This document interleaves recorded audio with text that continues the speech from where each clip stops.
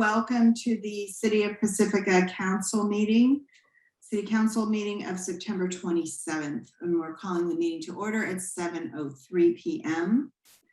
I will ask for roll call and then I will salute the flag. Councilmember Big Stick. Present. Councilmember Vaterlas. Here. Councilmember O'Neill. Here. Mayor Pro Tem Beer. Here. Mayor Beckmeyer. Here. We have all council members present. I'll make a quick note about the meeting format tonight.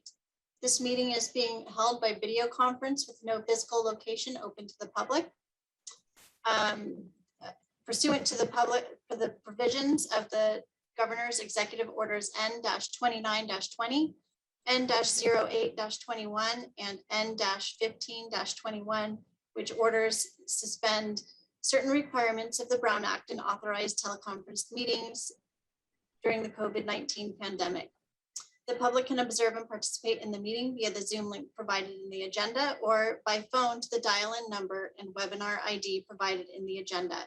This meeting may also be observed live on local TV channel 26 or online at www.cityofpacifica.org/live stream. For this meeting, live verbal public comments may be made through participation by Zoom.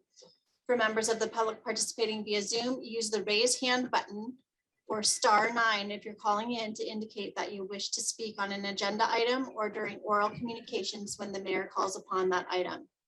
For those participating by phone, use *9 to raise your hand to request to speak. The city clerk will call upon speakers at the appropriate time and allow you to unmute to talk after calling your screen name or the last 4 digits of your phone number if you're dialing in. Please clearly state your full name for the record at the start of your public comment and indicate on which agenda item you're speaking. Written and email public comments will not be read during the meeting, but will be made part of the written record and provided to council members. Email comments are not monitored during the live meeting. The format of this meeting may be altered or the meeting may be canceled if needed. You may check on the status of the meeting by visiting the city's website at www.cityofpacifica.org for any updates. Thank you very much. And I will salute the flag. I pledge allegiance to the flag of the United States of America and to the republic for which it stands, one nation under God, indivisible, with liberty and justice for all. Okay. Tonight we have a special presentation, which is a proclamation in honor of Fire Prevention Week. And I believe we have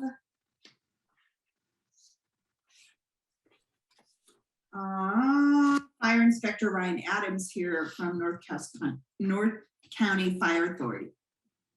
Oh, there you are. I see you. Great. All right, very good. And City Clerk Coffey is bringing the proclamation up. Great. Proclamation of the City of Pacifica, Fire Prevention Week, October 3 through 9, 2021.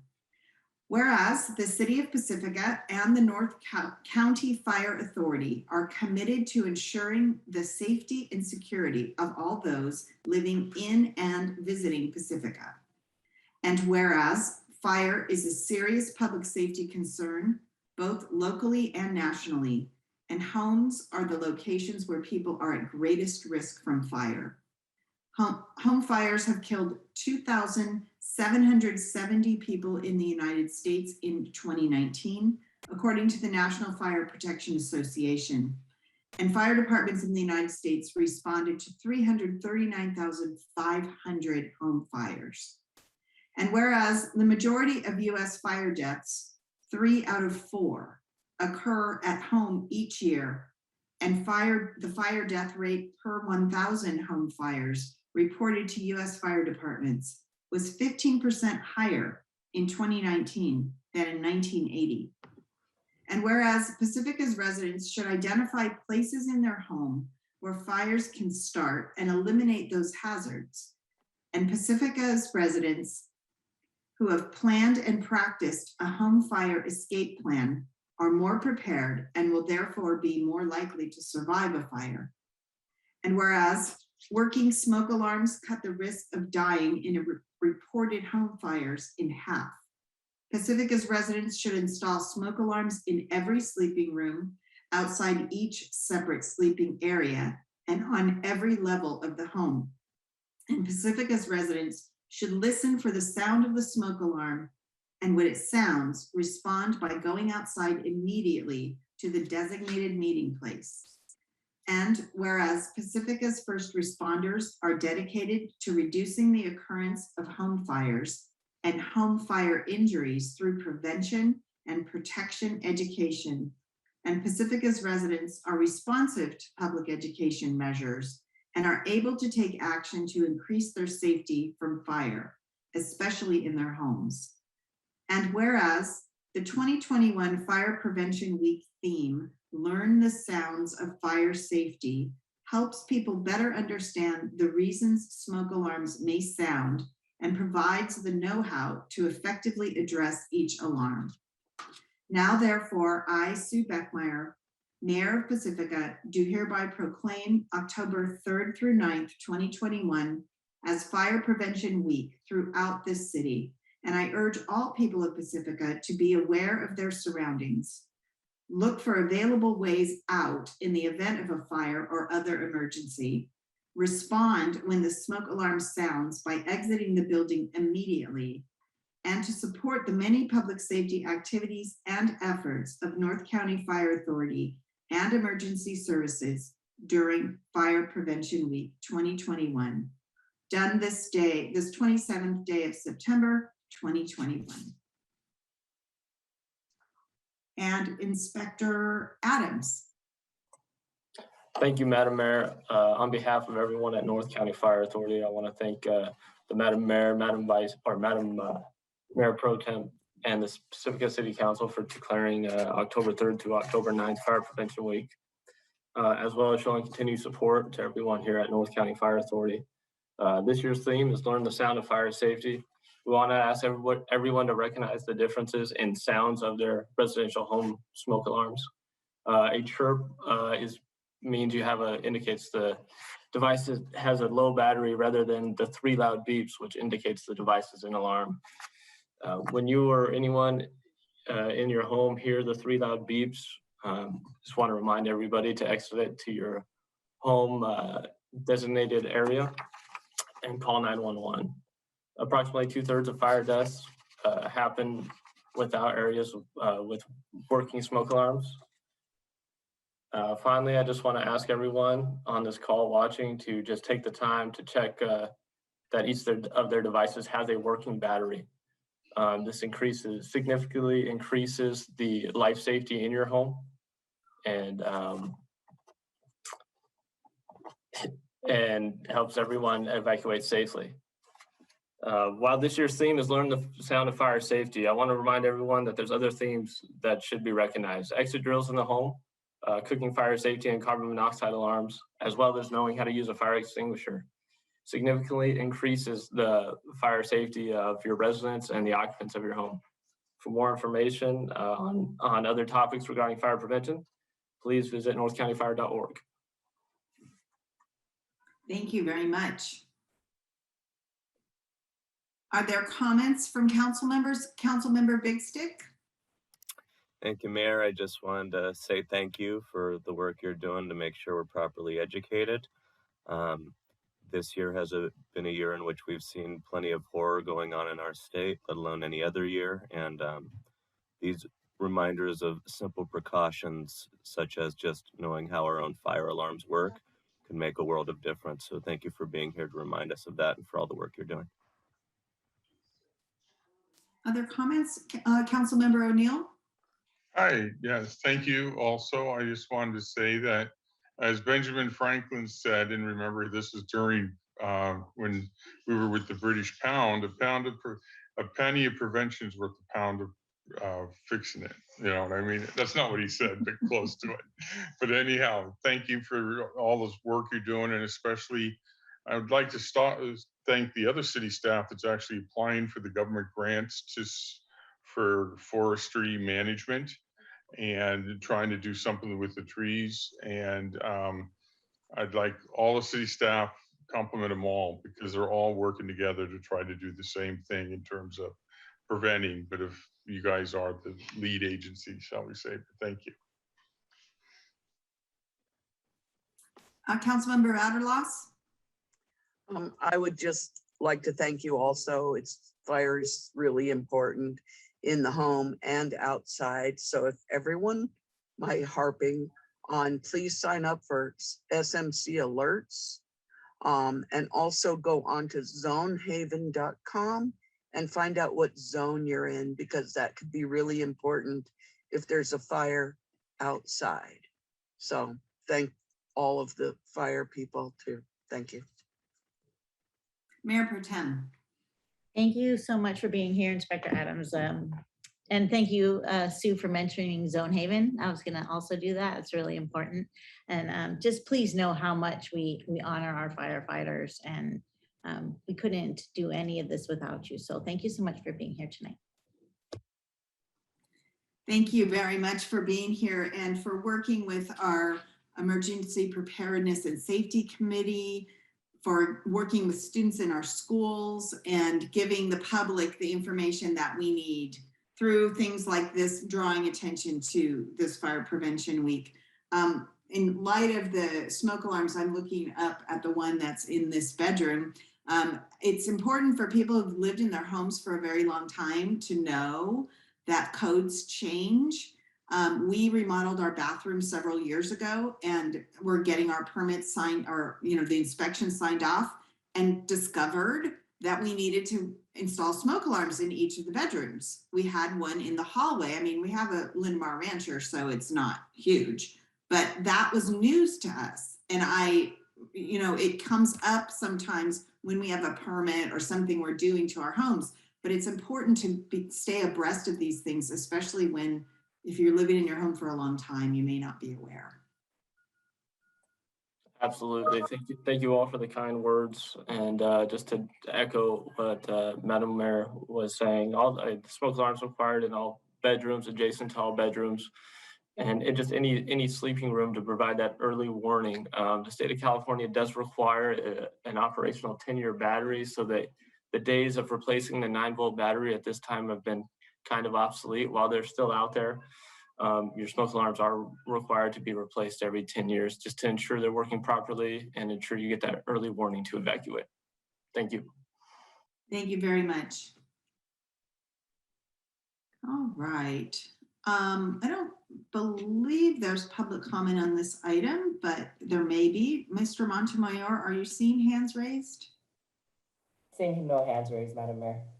Thank you very much. All right then. We will turn our attention to the consent calendar. And I will state that persons wishing to address the council on any consent calendar item may do so at this time. Each speaker will be allotted 3 minutes. Items on the consent calendar will be adopted by one motion unless a council member requests before the vote on the motion to have an item discussed. Time limits on comments is 3 minutes or less. And just to review the council calendar, the consent calendar process, I'm going to be asking council members if they wish to pull any consent items for deliberation or discussion as a whole versus simply asking a question or making a statement on the item. Items that are pulled will be placed as discussion items after the consent calendar, and any public comments will wait until that discussion item comes up. For remaining consent calendar, I will ask if there are any members of the public that want to discuss items on the consent calendar, with the exception of any items that may have been pulled. In which case you need to raise your hand. And at the time at which you're called upon, you need to state which item it is that you wish to comment on by number or by reference to the consent calendar. The mayor and the clerk, or in this case, Mr. Montemayor, will call on all raised hands for the consent calendar, and then public comment will be closed. Council members will make statements or ask questions on consent calendar and make a motion, a second, and a vote. We will then address any items that have been pulled, and we will have public comment on each of those items as a separate item, just as if it were a consideration item on our regular calendar.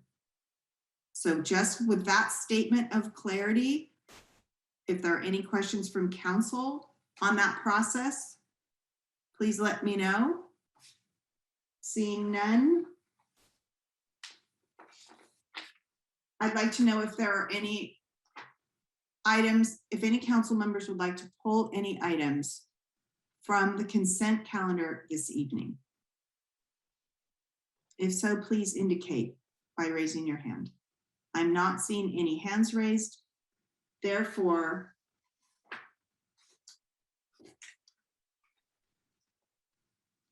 we will have public comment on our consent items. Mr. Montemayor? Yes, Madam Mayor, I'm seeing one hand raised by Christine Bowles. Christine, you may now unmute yourself. Thank you. And Mayor Beckmeyer, thank you so much for that clarification. I know this process has been a little confusing over the past few months, and that was very clear to me. Good evening, council and staff. This is Christine Bowles. I have a few questions about item 3, the 700 Palmetto emergency sewer replacement. I'm particularly interested in understanding the issues in the Manor District, as we don't yet have a council member representing our area. I'm hoping to get an update on this work to replace the 12-inch city sewer main that runs through the San Francisco RV resort. So I believe I understand now that it was an iron pipe and not a clay pipe, as was mentioned at the last meeting, that rusted. But I'm not clear if that is what caused the failure, or if it was actually fractured by the weight of the RVs driving across it. I'm hoping that Public Works was able to get a little more information as they dug up the pipe. I understand roads with sewers are typically designed to take these loads, but driveway standards are usually much less strict. So it's very possible that the RVs would have caused a sagging and bending and cracking of the pipe. It looked to me that the driveway has now been patched with asphalt over gravel, which is also not a typical heavier duty road construction. So I just wanted to confirm and to make sure that the pipe is actually going to last now. It seems like the work is complete, and that with the lifting of the emergency declaration, I'm making that assumption, but just wanted to confirm. And also, if you can tell us what the approximate cost totaled, I'd appreciate it. Thank you. Thank you, Christine. Madam Mayor, there's no more hands raised.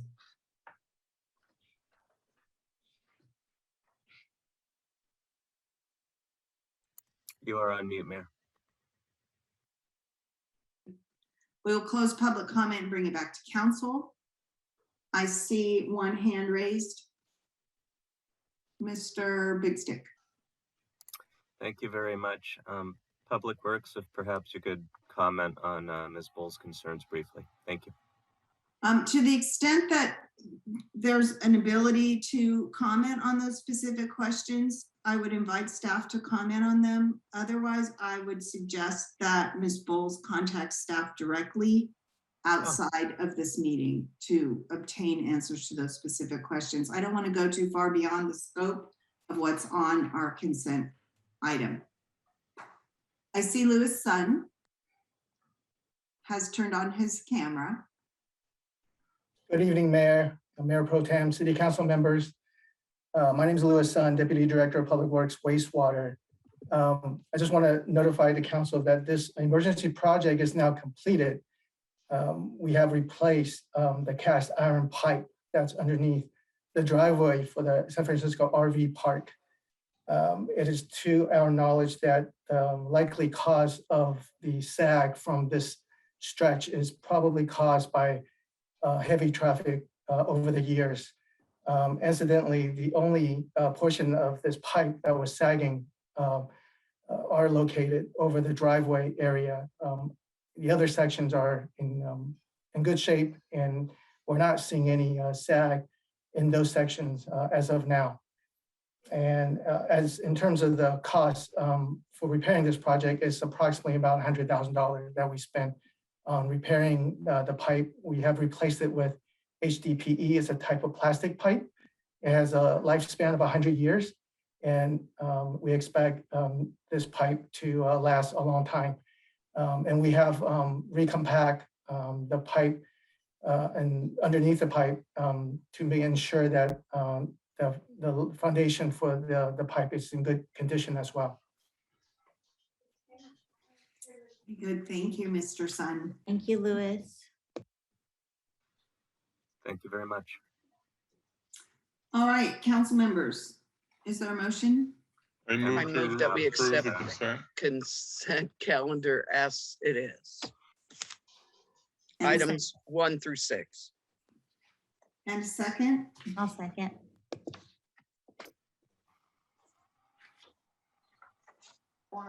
I have the motion for to approve the consent calendar by Councilmember Butterlos and a second by Mayor Pro Tem Beer. Call the roll call vote, starting with Councilmember Big Stick, Yes.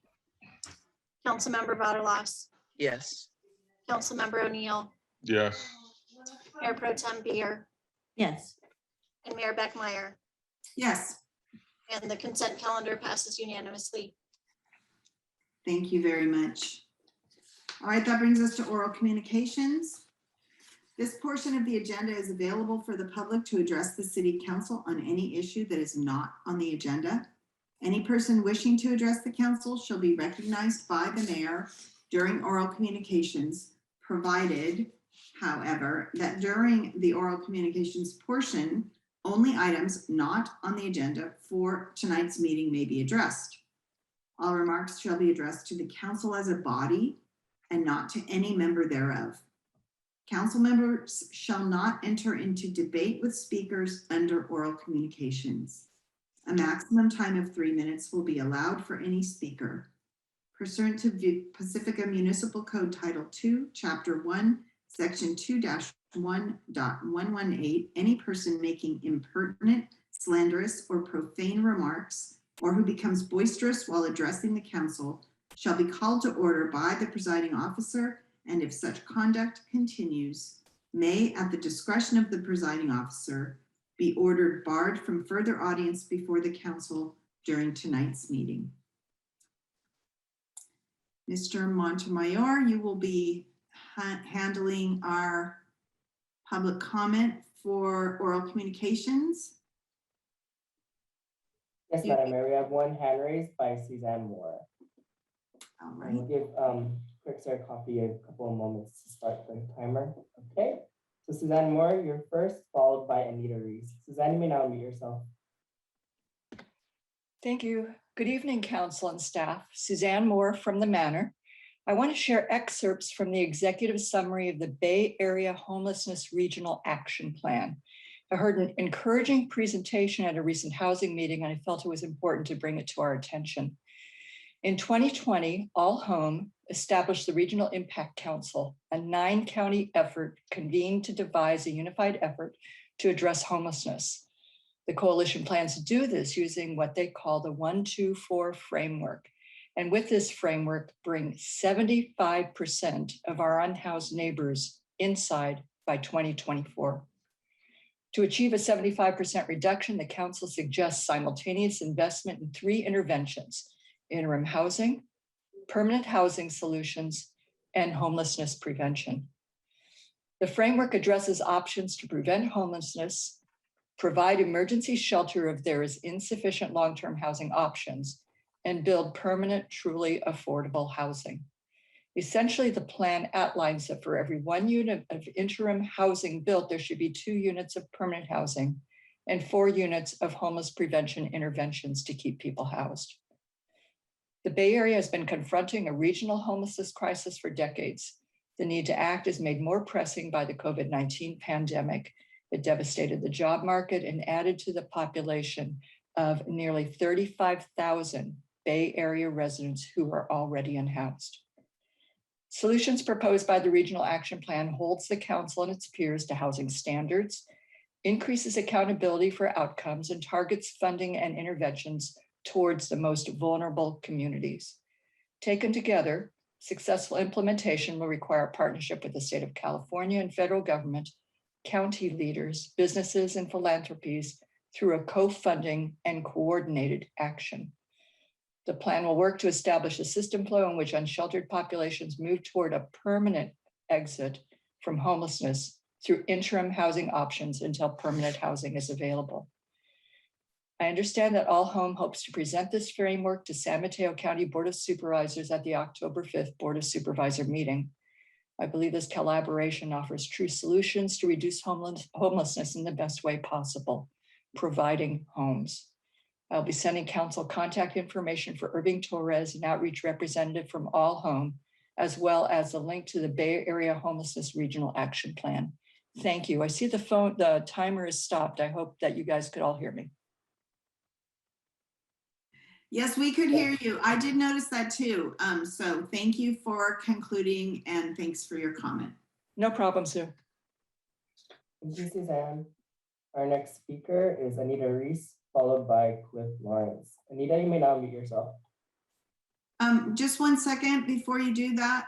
I'm not seeing the timer on my screen. Yeah, I think Clerk Coffee needs a moment to reset the timer. Sure, great, thank you very much.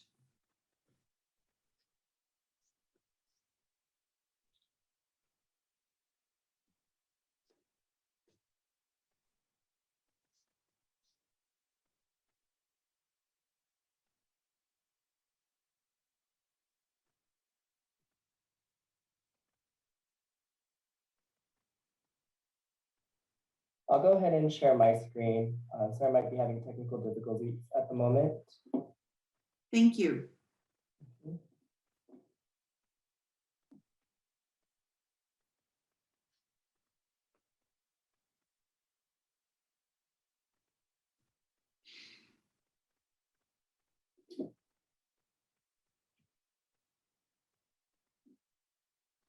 Sorry.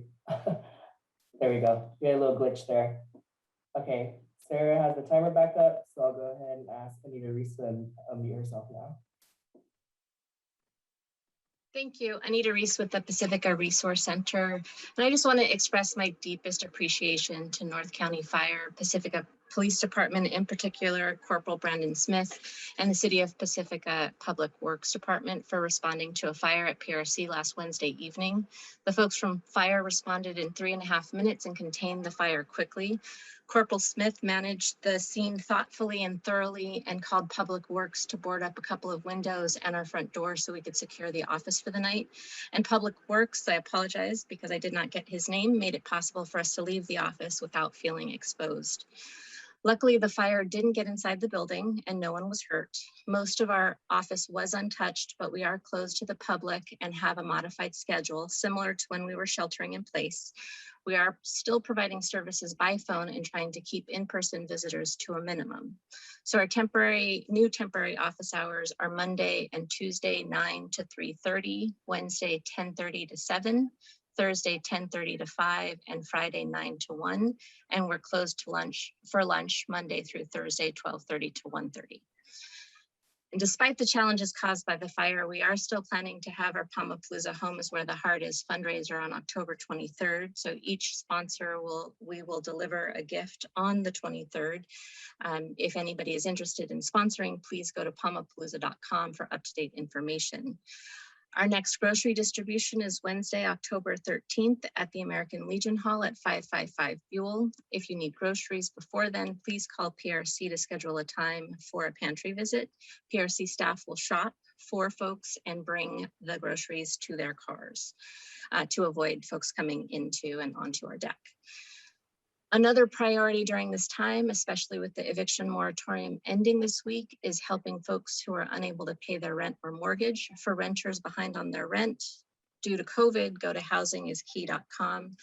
For folks who have mortgages or others not eligible for those funds, PRC may be able to help for up to 3 months of back or future rent and mortgage. Folks needing help applying, please contact PRC for more information. And we are continuing our Unhoused on the Coast outreach work. Please contact our UC outreach staff by email at ucoutreach@pacresourcecenter.org or by calling Pacifica Outreach Specialist Daniel Gardner at 650-575-4861 if you know or see someone who is living on the streets in an encampment or in a vehicle. And regardless of what you need, please give us a call at 650-738-7470. Even though we may be closed to the public, we are still available to support folks who need it right now. Thank you. Thanks, Anita. Our next speaker is Cliff Lawrence, followed by Christine Bowles. Cliff, you may now unmute yourself.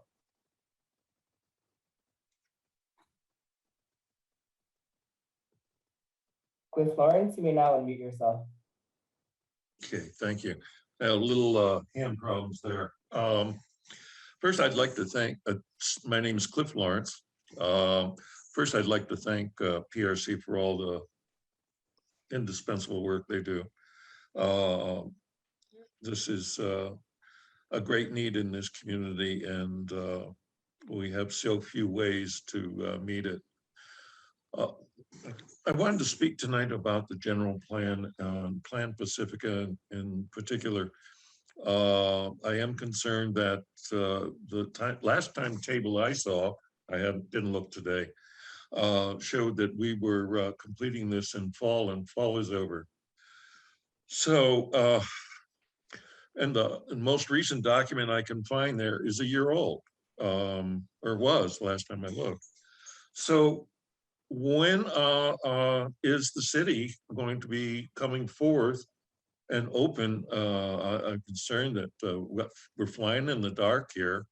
Nobody's talking to us. You're not reposting stuff and updating it, and giving us any idea what's going on. And there's a lot of concern that there's going to be, a rush to finish this, and you're going to abbreviate all our opportunities to examine this and comment on it, and actually be responsive. I am concerned, and I don't see any concern on the part of the city or the city staff in response to this, and I'm deeply concerned. Thank you. Thank you, Cliff. Our next speaker is Christine Bowles, followed by Allison Epperby. Christine, you may now unmute yourself. I'm sorry, Christine, can you unmute yourself again? You're accidentally. Yeah, sorry. Good evening again, Council. This is Christine Bowles, and I just want to start by echoing Cliff's concerns. I signed up for general plan updates over a year ago and have yet to receive a single email. And I know you were hoping to complete this process by this year, and I'm really anxious to dig in and start to review documents. So really appreciate a schedule so I can plan my own time when it finally lands. So I'm actually wanted to comment today on some exciting things. I ended up joining the American Planning Association earlier this year, and I'm attending a conference with them this week. And as part of that, on Wednesday is a day on Capitol Hill where we get to meet with some of our state representatives in Washington. So I'll be part of a group meeting with Senator Alex Padilla, and I have a private meeting, actually, pretty exciting, with Jackie Spears' office. The goal of these meetings is to lobby in behalf of the Housing Supply and Affordability Act that is part of a budget reconciliation bill that's currently before the Congress. It's trying to address issues of rising housing costs and the imbalance between jobs and housing. The goals are to increase housing supply while avoiding displacement, to increase affordability and supply, to reduce barriers to development of affordable housing and to increase supply specifically near transportation.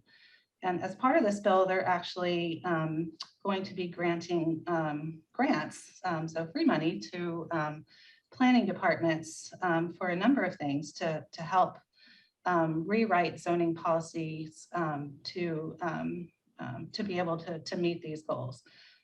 So these grants will be for things such as technical assistance, market evaluations, code rewriting, zoning code in particular, design options, and stakeholder outreach and education. So I'm really excited about this bill, excited about this opportunity to speak with our legislators.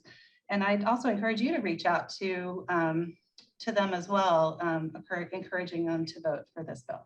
Thank you. Thank you, Christine. And our final speaker is Allison. Allison, you may now unmute yourself. Good evening, council members. My name is Allison Yakabi. I grew up in San Mateo County, and I bought a home in Lindemar with my husband 8 years ago. Today, I urge you to reject the application for proposed development of Lindemar Woods, which consists of parcels APN 023-291-040 and APN 023-350-040. I urge you also to reject the application for proposed development of Hillside Meadows, which consists of parcel APN 023-361-160. The two projects are both owned by Zheng Xiao of the company Hengli 15, who plans to develop 140 home units in total, plus ADUs on 58 acres of San Pedro Mountain. These projects would create years of construction disruption on the south end of town. A single vacant residential lot on Higgins Road removed all trees last week, and it shut down the road for 2 days. Imagine that times 140.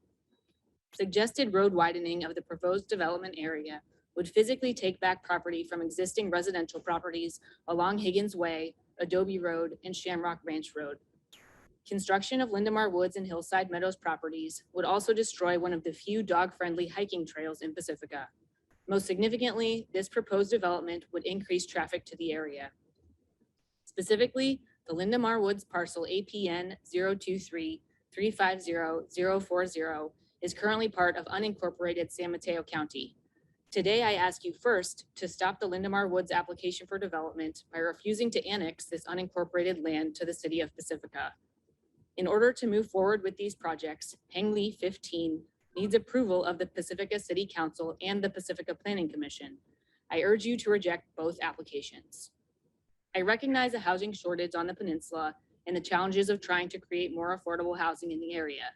If that is truly a concern for you council members, the city is within its rights to push back on developers to conduct traffic impact assessments and require them to implement the solutions indicated by such studies at their own expense. As I mentioned, my name is Allison Yakabi. I am a wife, a mother, hiker, surfer, and a proud employee of the County of San Mateo. My oldest daughter attends Lindemar Montessori School on Higgins Way. I take my baby on hikes up San Pedro Mountain with other moms after drop-off in the morning. Please protect this neighborhood and the open space around it. Thank you for your attention. Thank you, Allison. And we have another hand raised by Judy Hansen. Judy, you may now unmute yourself. Thank you. I wasn't sure how to do this. Hi, I'm Judy Hansen. I grew up here. I then got a bachelor's in human development from Cal State East Bay. And I realized how important it is for wholesome living, and the hills and our ocean are part of what makes us feel alive and part of us connecting with nature. And I feel very sad that as I've come back to my town, being gone for a while, to see the building that was once a ridge is now called Harmony something, and it's a locked gated community. It's like so ironic. And then it just seems like there's like a dark cloud of building going on in our community, and it seems like the people don't want it. And then I'm hearing these thoughts about a general plan, but I'm not hearing much about access to it. And then there's so many going on, like Cape Breton, what used to be a family oriented place and with animals and horses and so forth is now locked. And we used to have access to get up to GGNRA through a trail. And I believe we have, it's called public access or something, because we've used the trail for decades and now we can't access it. And then the building on Higgins is, like the other woman spoke of, is just like totally not wanted. That towering building that's over by where the Lutheran church is between Valleymar and Rockaway, totally out of place. And I know that we have housing issues, but also a lot of the other towns around are doing redevelopment. They're not taking. Once we take down our green spaces, they're gone forever. And we've done a good job of preserving it for so many decades. And I don't understand why all of a sudden it's like the floodgates are down and people are like sneaking in and doing things. And so I really want to know, how do we access the general plan? And the last thing we want is that it's kind of done, I'll say in secret, basically, and then shoved down, our throats, not to be rude, but as if like, well, this is it, because I'm seeing so much go on that I feel is not what the city wants. Yes, we want to help and support housing, but not where we're going to be losing the heart and soul of what makes Pacifica for us and for the generations to come. So thank you so much, and please listen to the hearts of the people and keep us green and redevelop, not develop. Thank you. Thank you, Judy. I'm seeing no more hands raised at this time, Madam Mayor. All right, then we'll close public comment and bring it to council for council communications. I apologize, Mayor Beckmeyer, a hand just went up. Do you want to go ahead and take that comment? Yes, let's do. Okay. Reopen public comment so that person may speak. Catherine Fontwit, you may now unmute yourself. Oh, thank you so much. My name is Catherine Fontwit. I own a home in Pacifica. My concern is around the purchaser of the Cape Breton property, which used to be the stables. And I'd like to know an update. It's very difficult to find regarding what I understand are multiple code violations in terms of signage, harassment of neighbors, being stalked by church members, police being called, very confusing information as to whether that cul-de-sac is private property, as the church, quote unquote, church members claim in their ongoing harassment of local neighborhood folks, or whether that's public property and people have the right to continue, as they have for years, to park their cars there in front of their homes. So is the huge signage legal? Were permits obtained? Is the giant invasive and intrusive floodlights and harassment by those floodlights going into neighbors' homes, did they obtain proper permits or code, whatever application for those lights? So is everyone allowed to have giant lights shining into neighbors? Was the guard box that they built recently legal? Is the services that they're holding at 1, 3, and 5 a.m. legal? I thought that permit that they applied for was pulled and they should not be holding these services. And how do we find out accountability for these things? It's very unclear and very, very difficult on the neighbors who I think out of feeling threat for their safety and their lives are very frightened to speak up. I don't live in that area, but I am here speaking up for them, who I really don't even know, some of them personally, but they need a voice, they need accountability. And this really horrid and unchurch-like behavior needs to stop, and they need to be held accountable. They're an international, supposedly called church. They've been found guilty of horrific things And I think that our little sleepy, beautiful town needs to get it together and start posting accountability as to what's been done, what will be done, and what the status of this is. It is not fair to the neighbors or to the town residents as a whole, and it's certainly not Christian-like behavior. Thank you. Thank you, Catherine. I am now seeing no more hands raised, Madam Mayor. All right, we'll close public comment and bring it back to council. Madam Mayor, I would just wanted to make a statement to some of the people that were speaking that the oral communications is an opportunity for the public to speak to the council about items not on the agenda. And therefore, all the items you brought up, none of them are on the agenda. So the council is prohibited from making comments or saying we agree or disagree or whatever actions you might have requested. So I don't want you to think you're being ignored. I don't want you to think staff is ignoring you, but we are by law not allowed to make a comment on that. If the city manager wishes to address some of the issues when he makes his comments, he's more than able to, but we are prohibited from speaking about items that are not on the agenda, and none of those items that were brought up in communication were on the agenda. And I apologize for sounding harsh, but that is kind of the rules. And if the city attorney disagrees, she can let me know. Thank you, Councilmember O'Neill.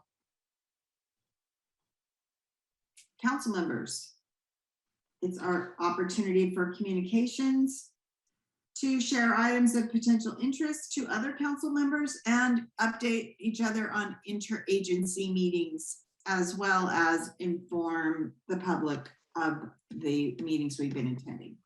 So I saw Councilmember Big Stick's hand go up first, and then Councilmember Vatterloss. Please go ahead. Thank you, Madam Mayor. And to Councilmember O'Neill's point, one of the things I heard a lot was just about the timing of the general plan, and maybe city manager can speak to that briefly, just what timeline might look like. And I enjoyed a burrito at El Gran Amigo the other day. I always like to begin with just talking about what business I've visited. El Gran Amigo and the Linamar Shopping Center. I hadn't had a burrito in a while, so it was nice. So there was a bunch of meetings going on for me. I was in the audience for the Economic Development Committee meeting, and they were talking a lot about bike parks, which was fascinating for me. I was actively the liaison for the Emergency Preparedness Committee meeting. The committee was looking forward to new commissioners who might be applying soon. And there was also some talk about e-bikes on the coastal trail between Lindamar and Rockaway.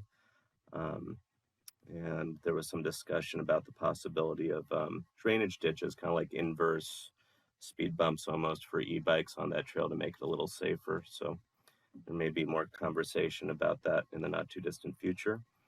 I got to attend the San Mateo County Library GPA meeting. They passed their budget. Specifically, I was really interested to hear about all the summer learning opportunities that were going on this summer. The Big Lift program, the Explorers program, and the Families Create program. It just drove home to me again that a modern library is a very passive entity that facilitates education in our youth and communal activities in our community. And just again, as I'm navigating this modern landscape of a lot of electronic communication, a modern library has the ability to bridge the gap and make a community. And so I'm looking forward to discussions about the library committee here in town starting back up again. I was so sorry to hear about the Pacifica Resource Center fire. I'm grateful that our first responders and public works were able to act and help them so quickly. It just drove home how important it is this year, if none other. If you can visit the palmapalooza.com website or pacresourcecenter.org, if you feel like sending them something to help with whatever rebuilding efforts or help to continue the mission, it sounds like they need it more than ever. I got to enjoy the Cal Cities Conference in Sacramento with my fellow council members. Lots and lots of different lectures. And I learned a lot about housing, homelessness, bridging divides and communication in our community, and equity. Big takeaway was that the conversations happening here are really happening everywhere else, very much like they are happening here. We are not an island, and these conversations are hard everywhere. And that was a huge takeaway for me. And then on Saturday, I got to attend the PCE board retreat, the Peninsula Clean Energy Board retreat. There was a chaparral solar generation, solar storage component to our portfolio incorporated this meeting. More interesting than that, during the strategic plan, we learned that we are looking at interpreting the way we use energy in terms of an hourly rate structure, 24/7 hourly rate structure, instead of the industry standard that's yearly. And the reason this is important is because when you look yearly, there are gaps in true carbon-free emission coverage, whereas when you look yearly, we're making our quotas, but by switching that to a hourly way of looking at things, we're actually addressing whether or not we're bringing environmentally healthy power during those times that traditionally we're not, and how we can address that. Thank you. Thank you. Councilmember Varulas. Okay, it's a long list today. So I attended part of the San Mateo County Economic Roundtable, but I had to do some work. Also the San Mateo County Office of Emergency Services. I earlier mentioned SMC alerts and Zone Haven. And Zone Haven on their new program decided to start with the coast because they thought that the coast was the most challenged of any of the San Mateo County. And I really commend them for that. It's really important. I went to Coastal Cleanup Day and there were so many people there that I only got to pick up 2 pieces of trash because there were so many people. It was great to see so many people out there. I went to the ribbon cutting of the Interpretive Center at Sanchez and also Rancho Days, where my kids totally enjoyed it when they were younger, making candles and dolls and God's eyes and all kinds of different craft features from Rancho Days. It was really nice. I went to the market they had for Little League. Also at Cal Cities, I did ethics, accessory dwelling units, a harassment training, anti-harassment training. How about the housing crisis, cannabis, and the Coastal Cities group. All a lot of good information and nice to connect with all the council members. That was the best part. The Sharp Park Reimagined, I went and people were busy, and the stores I went in and talked to were really happy to have that. I missed some of the pop-ups, but I think it's a great thing and we should continue to have it, since this year we did miss the Fog Fest this weekend. I attended a meeting today called Smart Coast California, which is a group of 60 cities that have gotten together. And if you ever want to see what's happening with the items submitted to the Coastal Commission, they have all of that information on their website, smartcoastca.gov. I also did the San Mateo County Flood and Sea Level Rise group. They talked about San Pedro Creek, that there is a process, but they said that will be probably 5 years down the line. They were happy to say that they believe that they're getting $8 million for one shoreline from SB1. It was signed on Friday. 3.7 million for climate resistance, 5.2 for water and drought, 1.5 for wildfire. And they think that part of that money can go to administering certain grants. And that's the end of my report for today. Thank you very much. Who's next? All right, I'll go. Okay, Mary Pro Tem, please go ahead. Hi, everybody. Thank you so much for being here tonight. Like my colleagues, I had a lot of things going on as well. I attended the Open Space and Parkland Advisory Committee meeting where we spoke about the November 6th Ohlone Portola Heritage Day event that'll be coming up, where there'll be a presentation and a hike up to the Ohlone Portola site. And there's going to be a trail naming that day. So it's going to be a really good event on November 6th. We're looking forward to that. Also, the memorial, the makeshift memorial out on the berm in Sharp Park. People have till October 1st to voluntarily comply to remove their belongings from there. Just so everyone knows, you have till October 1st if you haven't already removed your belongings from there. I wanted to talk really quickly about the fire on Malaga Ridge, and I wanted to thank the police department and the fire department, Pacifica Resource Center, San Mateo County's homeless outreach team, for responding to the incident and then for outreaching to the houseless folks who are living up there. I want to just make it really clear that there is a team of people who are working on all these incidents, and it's really important work. And we will be meeting with the GGNRA. The city will be meeting with the GGNRA on October 5th to discuss these kinds of specific incidences and also the influx of visitors that are coming out to our beaches and our neighborhoods. And I want to thank our Congresswoman Jackie Spear for writing a letter to the GGNRA encouraging our collaboration with them. So I'm looking forward to that meeting and seeing what can come out of that. So there's a lot of work that's going on to protect our ridges and our parks and our communities and our neighborhoods. I made some videos for United Against Hate Week. So I sent in a video personally, and then some students at Oceana also made some videos. So you're going to be seeing those coming up with the regional United Against Hate Week. I attended the coastal cleanup as well. And every year, myself and my youth groups from Oceana High School, we adopt Lakeside Way, which is the site where my nephew and his girlfriend were killed so many years ago. So we get to honor them and pick up trash on that block. And so it's always been a really beautiful experience. So thank you to the Pacific Coast Beach Coalition for that.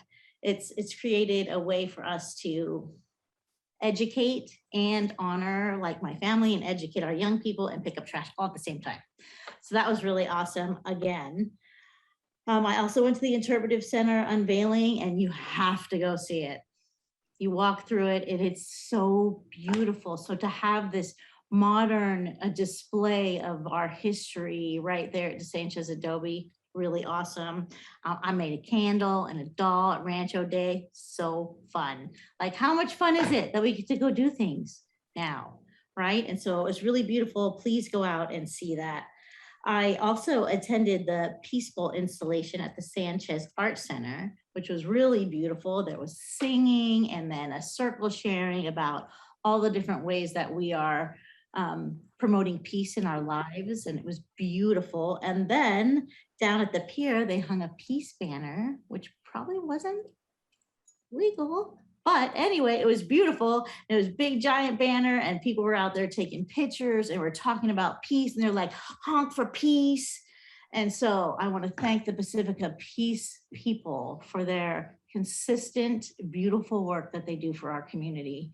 I wasn't able to make the sign waving event on Highway 1. We were on our way up to the League of Cities conference at that time, so I didn't get to attend the sign waving. So I look forward to seeing some pictures of that. And like my colleagues, I did attend the League of Cities conference. We were able to talk to a bunch of different elected officials from across the state, and just have the opportunity to share experiences with them was really important, because I think sometimes we feel kind of alone out here, but then to recognize that we're all experiencing a lot of the same things, and to be able to support each other in that way is really important. It was really important for me. I attended a few different workshops. One was on climate change adaptation and wildfire mitigation, really talking about the collaboration and cooperation between like PG&E and fire and police. We had to do our training, so there was a 2-hour harassment training, which we did, so thank you for that. What else? Yeah, PRC. We're really lucky that we have such quick response to our emergencies in town, and like Councilmember Big Stick said, please support PRC in any way that you can, always. I went by all the other things. I went by the Little League Market. That was awesome. I went to rediscover Sharp Park, and just to see all those people out there and about, really cool. And then to follow up with Councilmember Big Stick's food, as he talks about where he goes and eats. So I just wanted to say I went to P-Town Coffee and had a really good boba, and there was a line out the door. So I recommend that one too. Okay, I'm done. Thank you. Councilmember O'Neill? I, along with my colleagues, attended the California League of Cities event up in Sacramento. I read an article about P-Town Cafe was in, I think, the SF Gate or whatever, talking about it. So that was good to see some good press for Pacifica. I attended the Historical Society's Weird California book signing and everything, and I did that, and it was enjoyable.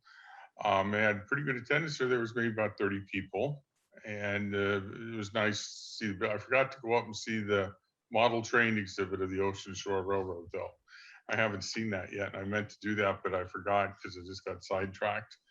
And there was some good presentations, one on business, like business development for the Economic Development Committee. There was another one I went to on CalPERS, and I know this is kind of boring to most of the people, but there's a lot, but they're actually had very good returns finally in CalPERS, and they're actually going to be buying down our discount rate, which should help our budget and mitigate some of revenue losses or whatever that we are, might be facing in the future.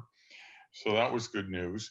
I'm glad I live in Pacifica and not 100-degree Sacramento. And let's see, that's about it. I enjoyed the time. We had a nice dinner together up in Sacramento. And I think that's about it. Great, thank you very much. Well, I too attended the League of Cities meeting. It's now referred to as Cal Cities. They've rebranded themselves. And I think we may have mentioned this prior to going to that conference. It is a lobbying group for cities. So there's work that's done at the state level and even at the national level. And it's a very important policy group that supports council members and elected officials in learning and working through our legislature to get done what needs to get done for our cities. It's a lot of educational opportunities, lots of policy committees, and as fellow council members said, it's a great opportunity to really have the chance to talk to people face to face in this case, which was great. Last year it was like everything else, a Zoom type of meeting.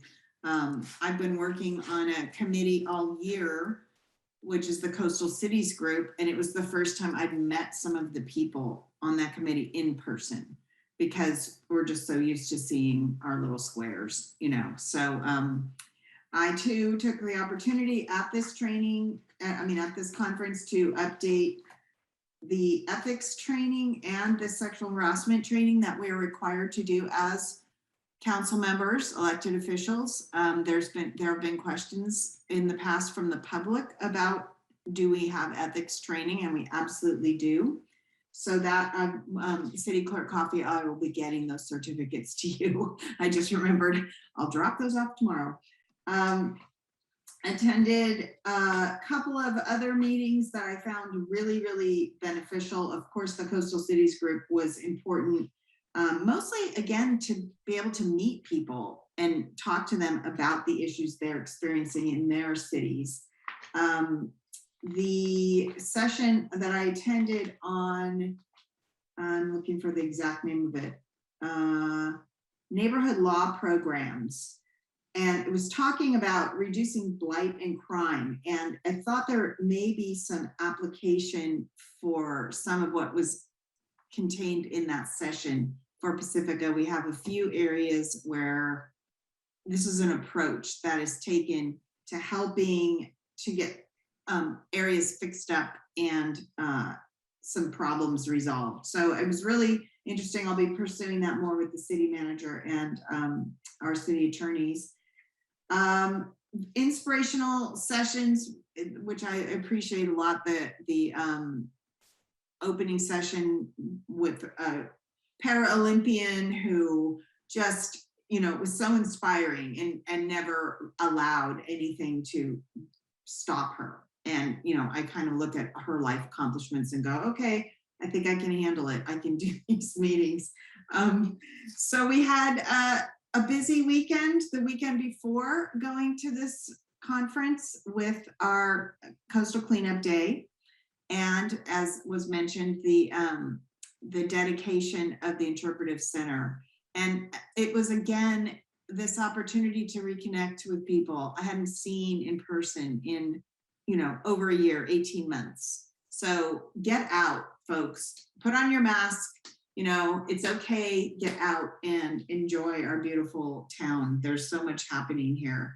I was really pleased to see, and Mayor Pro Tem was very, very sweet in her acknowledgement of our muralists, Lauren and Annie, who produced the Splash of Color mural over by Oceana High School. They were honored during the comment period after Coastal Cleanup Day down at Lindemar Beach. And that was just really great.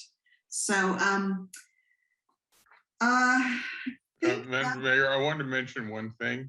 Oh, please.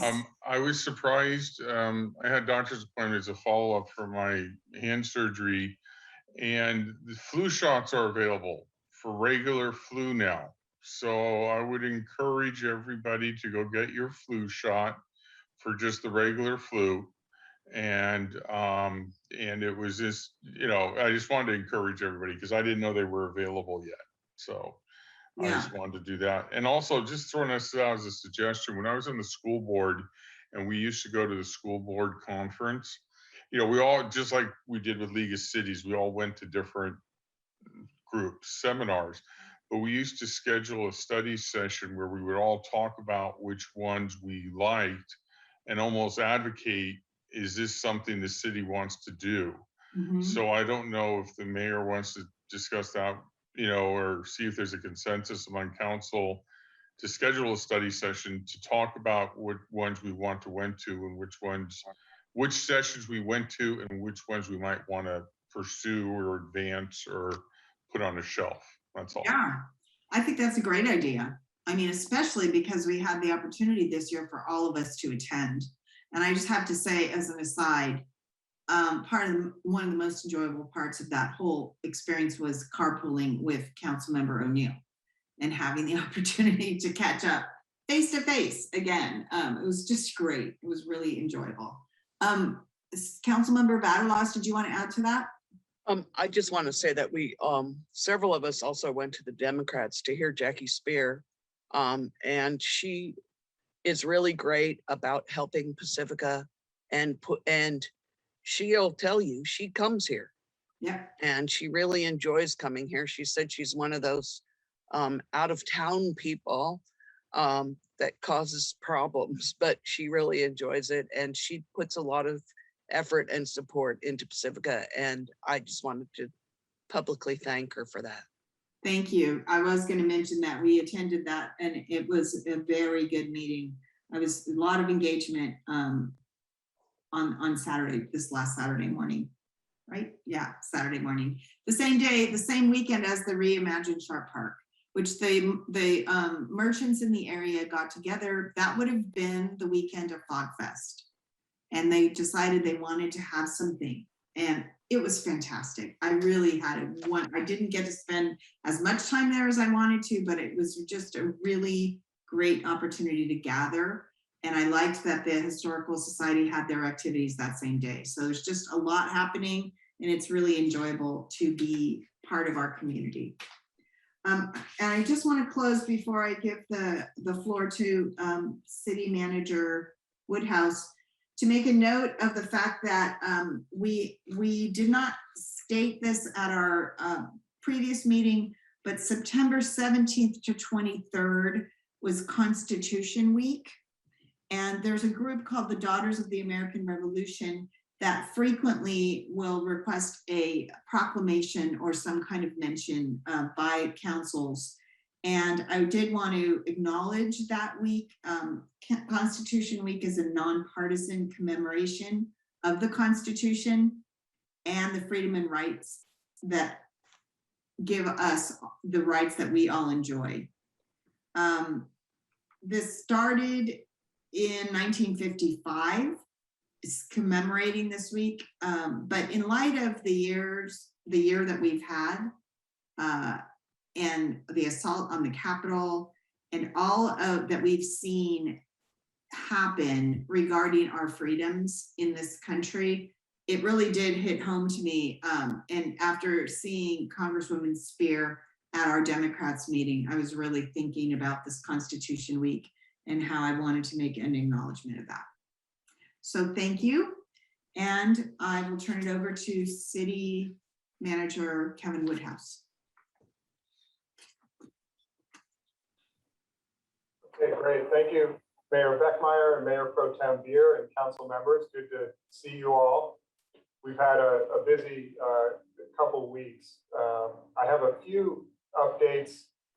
First, I want to mention some resources that are available that would help inform some of the questions that members of the public had. First is that concerning the general plan timeline, I mentioned in recent council meetings that we've completed the major council priority work plan updates, and the general plan update is one of those projects. So the milestones that are available publicly on the website with the work plans point to the schedule for the general plan. And I believe planning is in the process of updating the Plan Pacifica website as well. But as the council is aware, there were significant, 5 different community meetings to gather input about the general plan. And then COVID hit, so things were delayed. The EIR for the general plan and the Sharp Park specific plan is under development. It's one combined EIR for both of those plans. It's under development, and it will be released for public review before or by December. And there'll be a public review process, and then the plan will go to the Planning Commission and the City Council for additional public meetings for adoption. So those milestones are part of that work plan that's available publicly, transparently on the city's website. Additionally, I want to make sure that folks are aware of a couple fact sheets that the city recently generated called Pacifica Direct. But one of those fact sheets, which is also available on the planning webpage, relates to the development application and review process in Pacifica. There were some comments made that I think this information would be really helpful to people to understand what the development application and review process is. Finally, second to final, because my last item is a very exciting item that I want to share. What I wanted to mention next is tomorrow night, there is a meeting, a joint study session of our Planning Commission, Parks, Beaches, and Recreation Commission, and the Beautification Advisory Committee about the update to our heritage tree ordinance. So it's an opportunity to hear input from the public as well as from those committees and commissions as we move. We're in the early stage process of gathering the information and input for the heritage tree ordinance update. And that again is another city council major priority for this year. So that joint study session is tomorrow night via Zoom, 6 p.m. Information is on the city's agenda page. The final item that I wanted to mention, which happened last Wednesday, and want to give a shout out to the Public Works Department, particularly the wastewater division, because Pacifica hosted in the Lindemar parking lot, Lindemar Beach parking lot, the American Public Works Association Silicon Valley Rodeo, spelled ROAD-EO, which is a test of the skill of heavy equipment operators in public works and wastewater and other divisions of public works. And so it's a regional competition that occurs. And for anybody that happened to be out there, portions of the parking lot were coned off and you could watch this really detailed heavy equipment kind of competition. Can't speak to what all the competitions were, but what I do want to note is that one of our very own, our Dan Heath, who's our wastewater collections operator 2, was one of the 2 winners of the competition. So congrats to Dan and his expert operation. I know many of our public works employees are really expert operators of equipment, so I'm sure it was some really tough competition. Dan will be honored at the Silicon Valley chapter, a meeting coming up, and then he's also hosted to go to the national rodeo competition next year. So the reason I wanted to emphasize this is not only about the expert training and skill that our employees have and need to have when they're doing that kind of work, but I also want to emphasize that this was an opportunity to highlight Pacifica to the region's public works employees. So indirectly, it's kind of a great sort of recruitment tool and showcasing beautiful Pacifica and everyone down by the beach. So I just wanted to mention that fun fact for you. And that completes my comments. Right, thank you very much. Can I just ask a question real quick? Please. Kevin, how are things going at the community center? We are settling in at the community center. My office is right near the senior center computer lab. And I know there are many seniors that are enjoying the computer lab and it's busy on that front as we're ramping back up the senior services. And it's really great to have all of the Civic Center employees together in one location. And again, doors are open just for public to come and conduct their business with us.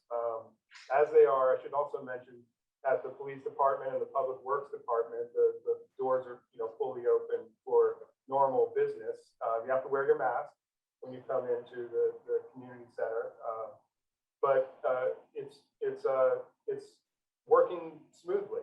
So and it's a nice change of location too. Kevin, I wanted to double check. I noticed that the second Monday in October is Indigenous Peoples Day, and that's kind of one of those half holidays, but we have a council meeting. Are we meeting on the Monday or the Tuesday? I'm pretty sure we're on the Monday. The city doesn't take off or stop business on that day. So I know some other organizations do, but I will double check that with City Clerk Coffee to Because I know, verify. I think the schools are closed, but I just wanted to be sure the public knows, and I know that what day I'm meeting. That's all. Thanks. If I'm incorrect, City Clerk Coffee should come on and correct me, but I'm pretty sure we're scheduled on that Monday. I didn't think it was a city holiday, but it's one of those holidays that the post office won't deliver, but other people will. So, yeah. Thank you. Okay, do we need a small break before we dive into our consideration items? Yes, all right, it is 8:23. Let's come back at 8:28. We'll take a 5-minute break. Thank you.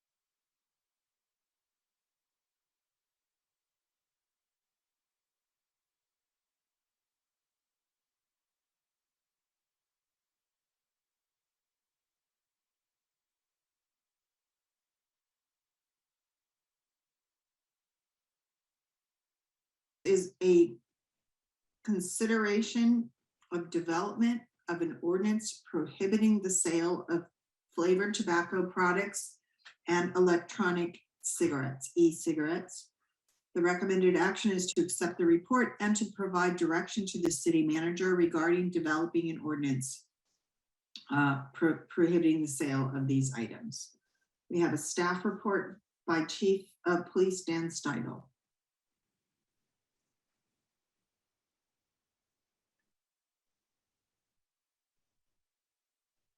Almost there. There we go. Thank you. So good evening, Honorable Mayor and Council members. I'm Daniel Steidel, your Chief of Police. And next slide, please. Tonight, we're going to be revisiting the topic of flavored tobacco and e-cigarette sales in Pacifica. We came to this topic originally over concerns about secondhand smoke and attractiveness of flavored tobacco products to minors. And this has drawn some attention on the federal, state, and the local level in recent years. You may recall that I presented to City Council at a regular meeting on January 13th of 2020 regarding a potential flavored tobacco ordinance.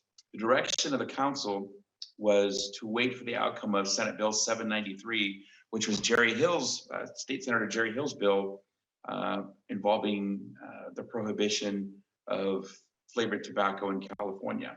Next slide, please. So the bill did in fact pass. However, there was a referendum that was filed almost immediately within a couple of weeks, and they received enough signatures to successfully place it on the ballot for November of 2022. So as such, that law has not yet been enacted, and this matter is going to go to the voters of the state of California on the general election, November 2022, decide whether that state law will take effect or won't. On April 17th of 2021, at a city council meeting, when the council adopted the goals from the goal setting session of that year, they listed as presentation of an ordinance related to flavored tobacco sales in Pacifica as one of 17 priorities that were adopted. Next paragraph, please. Next slide, please.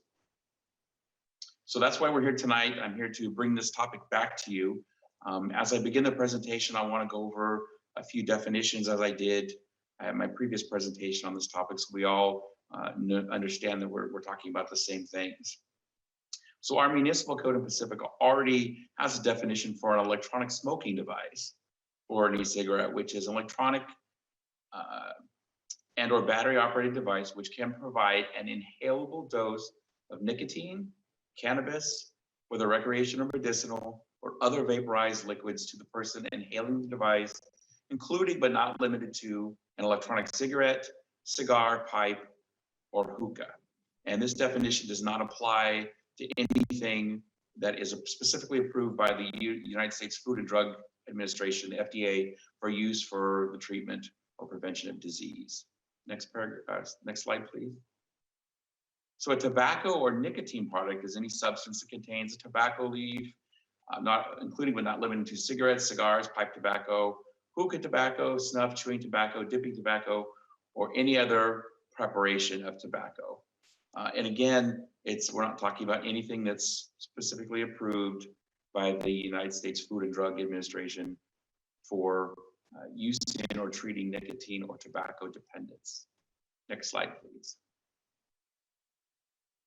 And a tobacco retailer for our municipal code is any person who sells, offers for sale, or does offer to exchange for any form of consideration tobacco, tobacco products, or tobacco paraphernalia. And in Pacifica, our tobacco retailers are required to have a tobacco retail permit. Currently, there are 24 of those that have been issued in the city of Pacifica. Next slide, please. So I'm going to start with some other definitions now that are not part of our ordinance. This is taken from the San Mateo County Code of Ordinance, which is unincorporated San Mateo County. They have a flavored tobacco ordinance already. These definitions are also in line with the definitions that appeared in Senate Bill 793. Now, a flavored tobacco product is any tobacco product that contains a constituent that imparts a characterizing flavor. And a constituent is an ingredient or substance or chemical compound other than tobacco or water or reconstituted tobacco sheet that is added by the manufacturer to a tobacco product during the processing, manufacture, or packaging of the product. Next slide, please.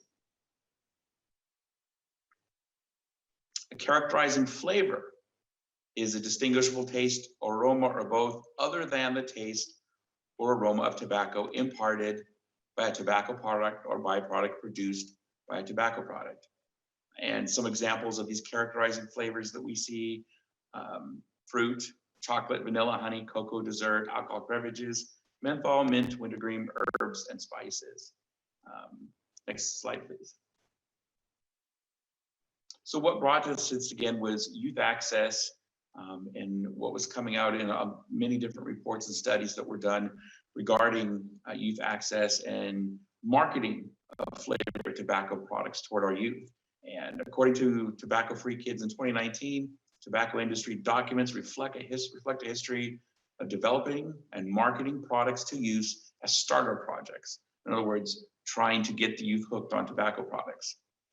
The flavors reduce the harsh tobacco taste. Menthol cools and numbs the throat. Flavors create a false impression that tobacco is less harmful than it really is.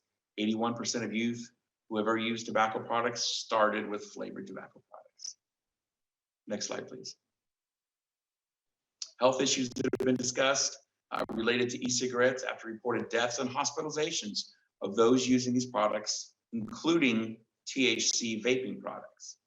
The CDC continues to investigate these ingredients, a higher percentage of which involve black market purchased THC vaping products. There have been no definitive conclusions yet regarding the causes of these illness and deaths. However, it's important to note that the THC vaping products that are sold in legal cannabis stores, including the stores that we have here in Pacifica, are approved by state testing labs and can be legally sold in cannabis retail businesses. Now, these THC vaping products, because they're not tobacco nicotine products, are currently not the target of the FDA's enforcement efforts. Next slide, please. Advocates of e-cigarettes have upheld that these products assist in smoking cessation. In 2019, a Harvard Medical School publication indicated there might be benefits to a smoker who becomes a long-term vapor in comparison to a long-term smoker, though this philosophy remains unproven. The FDA calls e-cigarettes unhealthy, but recommends that those who vape not return to cigarettes, but seek FDA-approved smoking cessation products. Next slide, please. So going back a bit, the United States Congress passed the Family Smoking Prevention Act in October of 2019, which bans cigarettes in the United States with flavors other than tobacco or menthol. Currently, flavored e-cigarettes are unregulated, but there is some movement in that area, which we'll talk about shortly. New tobacco products, which are defined as tobacco products coming into the market 2007 or after, must be authorized in a pre-market review by the FDA. So in other words, must obtain FDA approval. Next slide, please. So there was a federal court ruling related to e-cigarette manufacturers to submit applications to the FDA for market approval by September 9, 2020. And this is for all e-cigarette manufacturers. It provided for a 1-year grace period where applications were being reviewed. So basically what the court was saying is to the FDA, you can't take any enforcement action on these manufacturers. You must go through this pre-market review process. And they did so, or they're actually still in the process.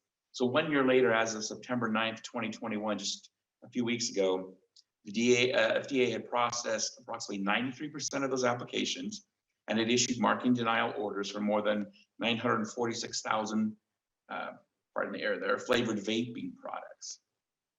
Next paragraph, please, or next slide, please. In September 2019, as we know, the governor pledged to assist state legislators in passing a ban on flavored tobacco products in 2020. That was Senator Jerry Hill's bill. He moved that forward. Around the same time, we were dealing with San Francisco. They were dealing with the challenge to their e-cigarette and flavored tobacco ordinance. Now that ordinance was challenged by Measure C, which was funded by the tobacco companies and was funded by Juul.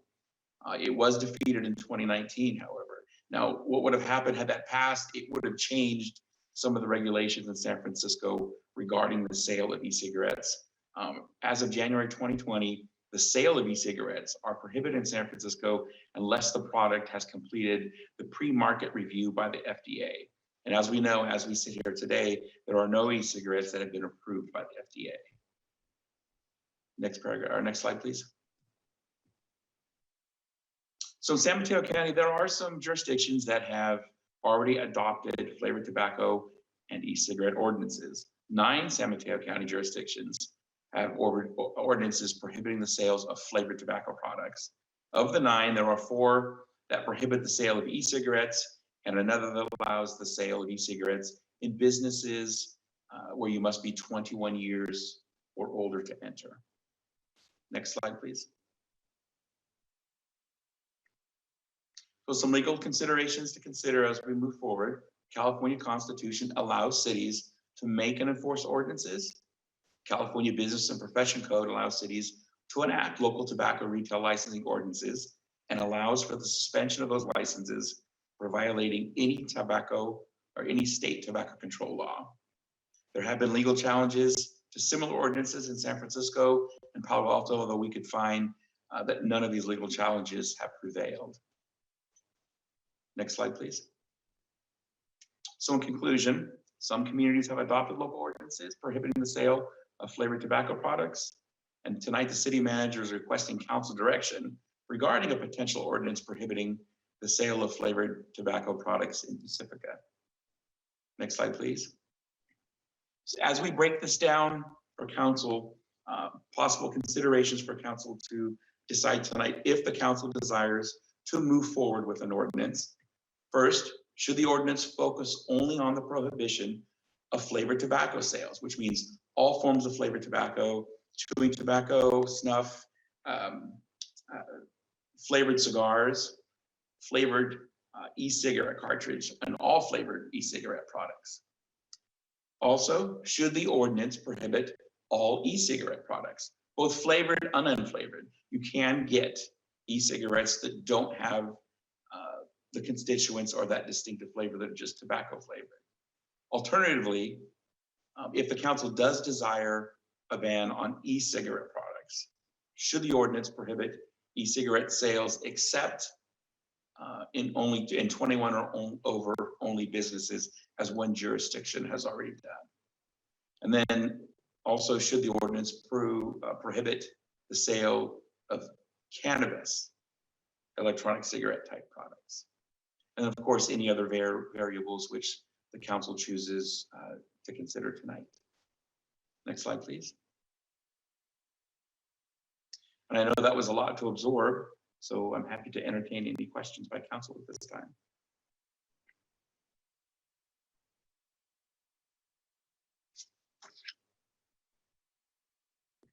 Council members, did you have questions or comments you wanted to make at this time? And we'll do our public comment as well. Go ahead, Councilmember O'Neill. Chief, so if we were to pass an ordinance, I'm assuming if the voters in November of next year decide to ban, it would be overturned, right? It'd be out of and non-existent. Would our ordinance? Yes. No, it would not. We still have the ability to enact our ordinance that is stricter than state law. So if the state law, if the referendum is successful and the state law is overturned or does not go into effect, the city of Pacifica still has the ability to have in place their own ordinance. Oh, okay. So we could actually, if the state has nothing to say about it and we're stricter, ours would stand then. Yes. Oh, okay. Thank you.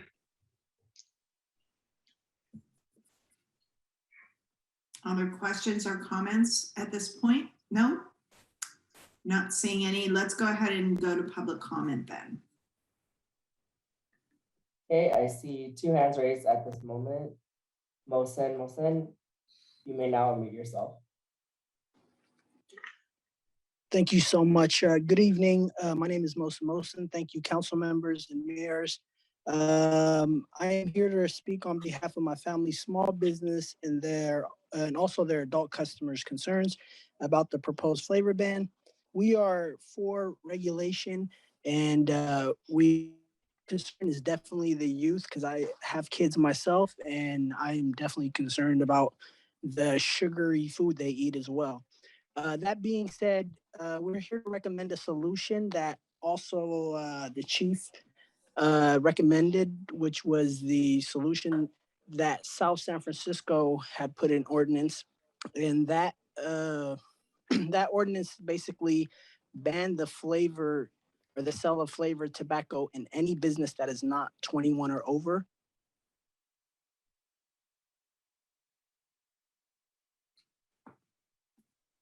It looks like Mohsen disconnected. Yeah. We'll go ahead and move on to the next speaker, and if he comes back, we'll welcome him back in. Thank you. Our next speaker is Alex Saleh, followed by Shawnee Stevenson. Alex, you may now unmute yourself. Hello, my name is Alex Saleh, and so I am not only a cigarette smoker that quit using cigarettes due to nicotine vape products, but also work with Mohsen, and I'm part of the family business he was speaking about. And this ordinance to ban completely would be harmful to the community. As was said in the chief's slide, or a slideshow, that the black market, which comes up if it was illegal, the black market would grow, and that's where you would get harmful products. And trust me, if it was banned completely, it would grow and it would still be accessible in places. And that's just how everything is when it's banned, when stuff is banned. So we fully think if we want to go through with an ordinance, it needs to be for businesses 21 and up can still sell it, because adults should be able to choose their own tobacco flavors. And that way we'll still be able to keep it away from the children or the youth and keep it only in the eyes of adults. Thank you. Thank you, Alex. I see Mohsen has appeared back, so I'm going to let him speak first. Mohsen, you may now unmute yourself. Thank you so much. As I was saying before my phone had cut off, what I recommend is that we only allow flavored tobacco products to be sold in adult stores only, and that's stores that have or only serve customers who are 21 and up. As for example, our business, we have a huge sign right when you walk in that says you must be 21. In order to come in, you have to show us that you are 21 before you even show you any products. That for the we don't waste time in allowing the youth to see products that they can't buy and should not buy. I believe the city of South San Francisco did that ordinance and it went successfully. It didn't cause a black market in South San Francisco because of the fact that customers who are over the age of 21 still had a place to be able to purchase their products versus a complete ban, which would have made it harder for them and they'd have to go elsewhere. And I feel like the city of Pacifica, there's a lot of adults here. There are a lot of people who are over the age of 21 and who do smoke and who will feel a certain way if we completely ban it. Thank you so much, and you guys have a wonderful day. Thank you, Mohsen. Our next speaker is Shawnee Stevenson, followed by Trisha Barr. Shawnee, you may now unmute yourself. Thank you. I am Shawnee Stevenson from the Bay Area Community Health Advisory Council, BACHAC, and I am the lead for the Flavored Tobacco Education and Policy Initiative. Thank you so much for putting this on your agenda today. In 2019, our organization worked with the Ingrid B. Lacey Peer Program at the local school here in Pacifica to provide education on flavored tobacco and vaping and its negative impacts on our youth.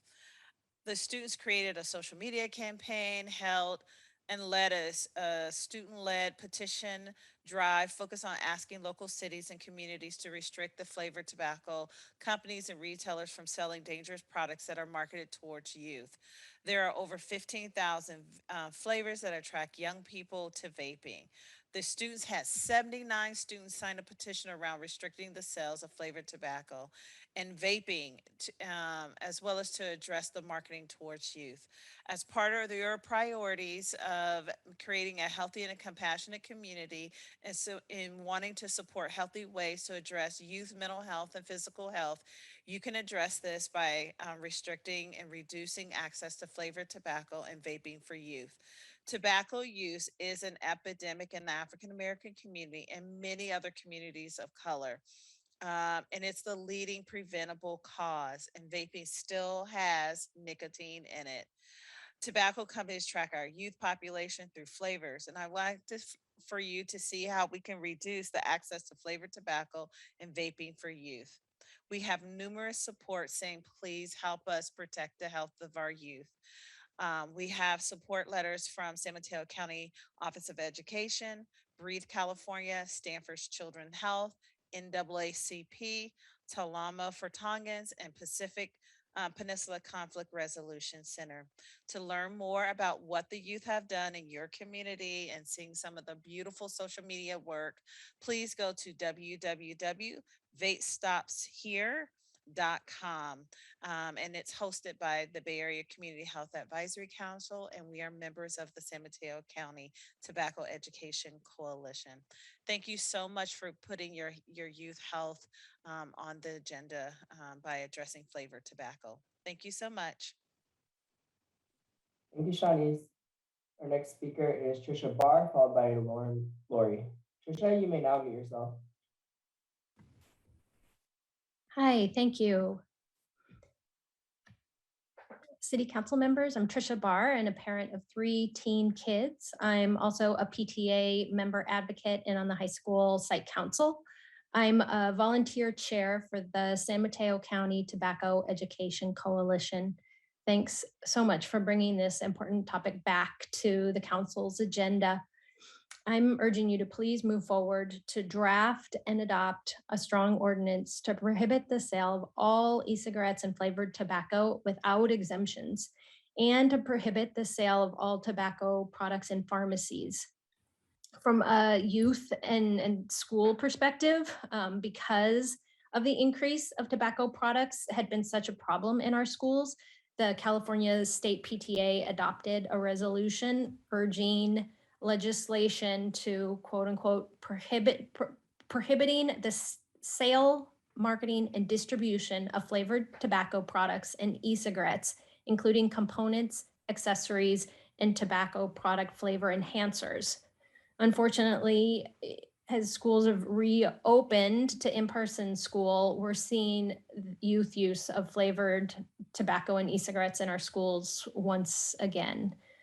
We know that from state data and from the California Student Tobacco Survey that vape and smoke shops, so these over 21 shops, are the highest violators of selling to youth. And they have an inherent conflict of interest because they profit when they sell these products. To the former speakers, Alex's and Mr. Salez and Mr. Monson's point, there is no evidence of a black market where cities and counties have banned the sale of these products. The other thing I wanted to point out is vaping isn't a cessation device. It's if you quit smoking and because you're vaping, you haven't quit, you're still addicted to tobacco. So vaping isn't approved by the FDA as a cessation device. Vaping manufacturers haven't applied for FDA approval because they know that it doesn't meet that need. These products are about switching, not stopping tobacco use. And thanks for for being clear about that, that the city can take action like so many others in this area to pass legislation that is stronger than what the state would do. And that's what many cities in our region have done. And I'm urging Pacifica to please do the same. The other thing, wait, I'm sorry, I don't know. For me, the counter stopped. Do I have? It appears our clerk's timer might have froze. Go ahead and finish your thought, Trisha. Okay, thanks. I'll try to be quick. The other thing I wanted to bring up is about the pandemic.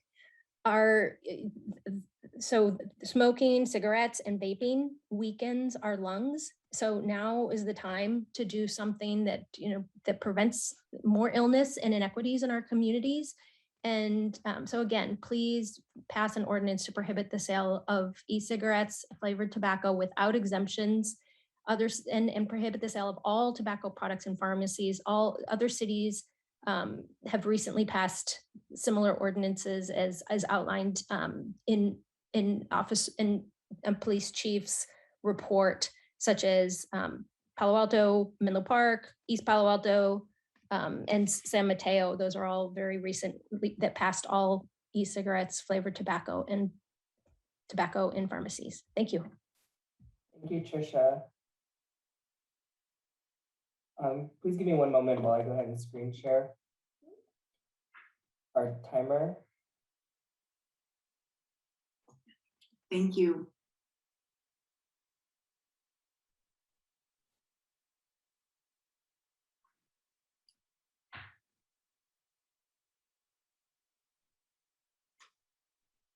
Okay, our next speaker is Lori Bremner, followed by Bob Gordon. Lori, you may now unmute yourself. Thank you. Good evening. Excuse me, Josh, the timer still shows 1:37. Yeah, we're still seeing. I'm not trying to cut you off, Lori. I just be sure you get your 3 minutes. That's all. That's okay. Thank you for that. Apologize. I'm sorry. Do you see my screen or do you still see? No, we're screen? seeing a minute. Now we see 3 minutes. Yes. Now we see your screen. Okay. Just confirming you now see 3 minutes on my screen? Yes. I do. Okay, perfect. Apologies. Lori, go ahead. Your timer starts now. Thank you so much. Good evening, Mayor and Council members. My name is Lori Bremner, and I'm the California Grassroots Coordinator with PAVE, Parents Against Vaping E-Cigarettes. I appreciate the opportunity to bring the parent voice to this conversation. Parents need help. We hear heartbreaking stories from parents across the state, including here in Pacifica. A mom of 4 reached out to us scared and confused when she found out that her son's mood swings and his loss of motivation at school was caused by a severe nicotine addiction. She had no idea. She and her husband didn't even know what those pen things were when they saw them in his room. They thought they were highlighters. And it's not only the flavored vapes that are the problem. There's a flavored nicotine product in every price range and for every demographic. The kids who can't afford a Juul aren't safe at all. The industry markets flavored mini cigars, 2 for $1.29 in the poorer neighborhoods at every corner store. And minty menthol, the original candy flavor, has been marketed heavily in African American and LGBTQ communities. And unlike the state bill, which is on hold for more than a year, it's important for Pacifica to not exempt hookah. Kids will gravitate to whatever flavored product remains on the market. Hookah sales cluster around college campuses much more than they cluster in ethnic neighborhoods because their profit comes from enticing youth to initiate tobacco use with fun flavors and a nightclub atmosphere. Luckily, there are not any hookah lounges in Pacifica, at least not yet, but if you exempt hookah tobacco, you can expect them to come. And here's the thing, so P-Town Smoke Shop on Manor Drive offers dozens of hookah tobacco flavors, including red gummy bear, white gummy bear, and orange cream. And if the flavored vapes go away, then you can bet the kids are gonna buy these fun candy flavored hookah tobacco flavors and smoke them in these cute little mini hookahs. I wish I could be on camera. I would show you this little mini hookah I have with a smiley face on it. Please don't make the mistake that Oakland made of allowing the sale of flavored tobacco in 21 and over stores. After their ordinance passed, their adult-only outlets increased more than tenfold. Convenience stores added a side entrance for a 21 and over section so they could keep selling these deadly, addicting products. It was a nightmare and they had to go back later and fix it. One of the scary things is that there's no good treatments to help these kids quit. And that's why it was so important we prevent them from ever starting in the first place. Every road to youth nicotine addiction starts with a fun, kid-friendly flavor. And every path to prevention begins with getting rid of every flavor, every form of product, at every venue where they're sold. Parents can't do this alone. We hope for bold action tonight from the Pacifica City Council. Thank you. Thank you, Lori. Our next speaker is Bob Gordon. Thank you, Josh. Good evening, council members. My name is Bob Gordon. I'm a member of the San Mateo County Tobacco Education Coalition. So tobacco companies bring a terrible toll of addiction and death to Pacifica residents. And the tobacco companies do it by attracting young people with fruity little cigars in those foil packages, really cheap, as was mentioned, and menthol cigarettes and other products. And unfortunately, many of these products find their way from smoke shops into the middle and high schools. That's what this is about, is reducing availability across the board. I'd also like you to consider, to bring to your attention a provision, you call it a variable to consider. And that variable would be amending the tobacco retailer license to end the sale of tobacco in all pharmacies, including the 2 national chains, Rite Aid and Walgreens, that continue to sell these addictive and deadly products at the front of the store. Pharmacies are places of health, but many national chains like Rite Aid and Walgreens still sell tobacco. Now, the good news is Pacifica could join 49 other jurisdictions in California, including 9 jurisdictions in San Mateo County alone, that have completely ended the sale of every tobacco product in every pharmacy. And those 9 jurisdictions in the county that have already adopted a tobacco-free pharmacy provision are Daly City, East Palo Alto, Half Moon Bay, Menlo Park, Portola Valley, San Carlos, San Mateo City, San Mateo County Unincorporated, and South San Francisco. And this provision works very simply by amending the tobacco retail license to exclude any store from receiving a license if the store is licensed by the California Board of Pharmacy. Community members and their elected officials do have the power to decide that local pharmacies will not sell tobacco, and therefore the power to change what a pharmacy is for a whole new generation of young people. Cigarettes and pharmacies don't mix. Thanks for considering these changes to the tobacco retailer license. Thank you. I have one more hand raised by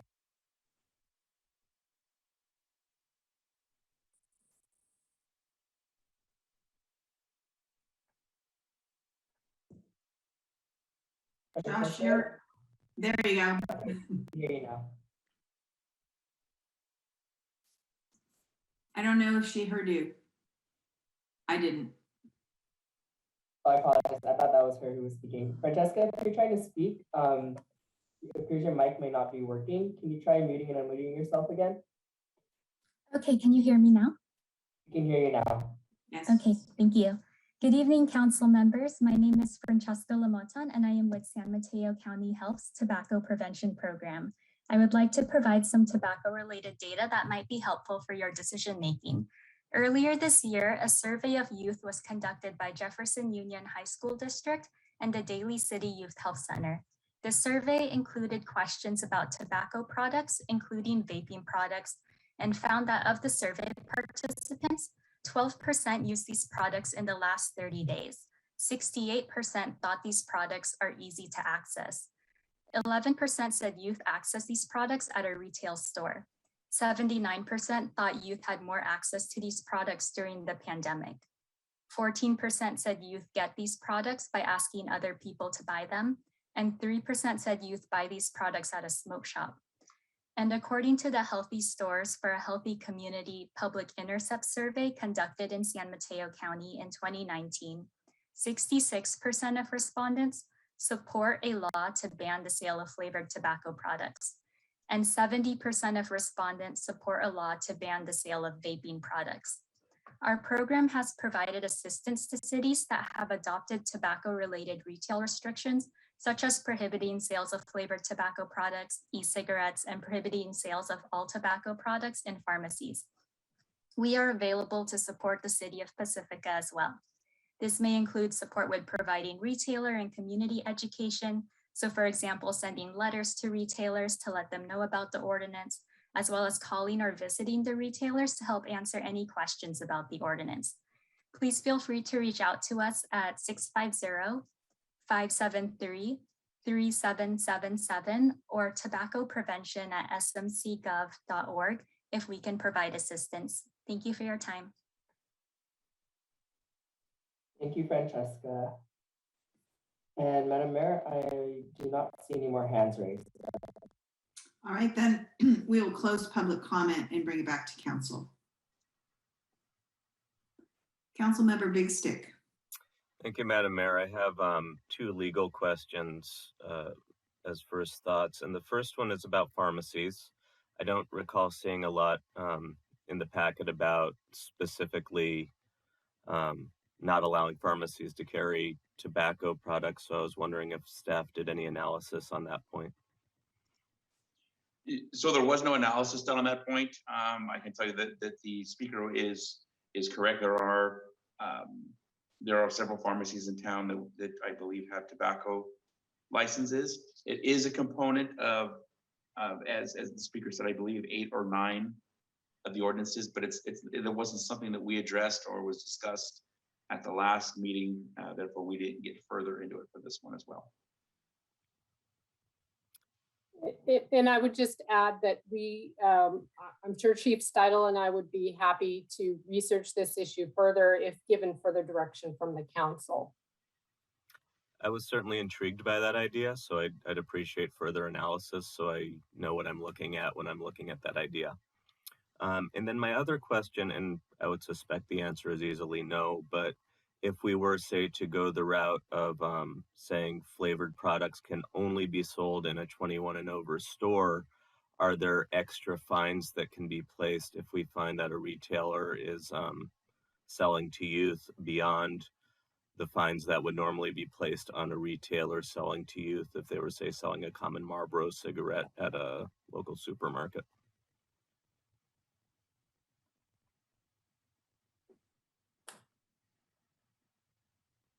Is that a Chief Steidel question?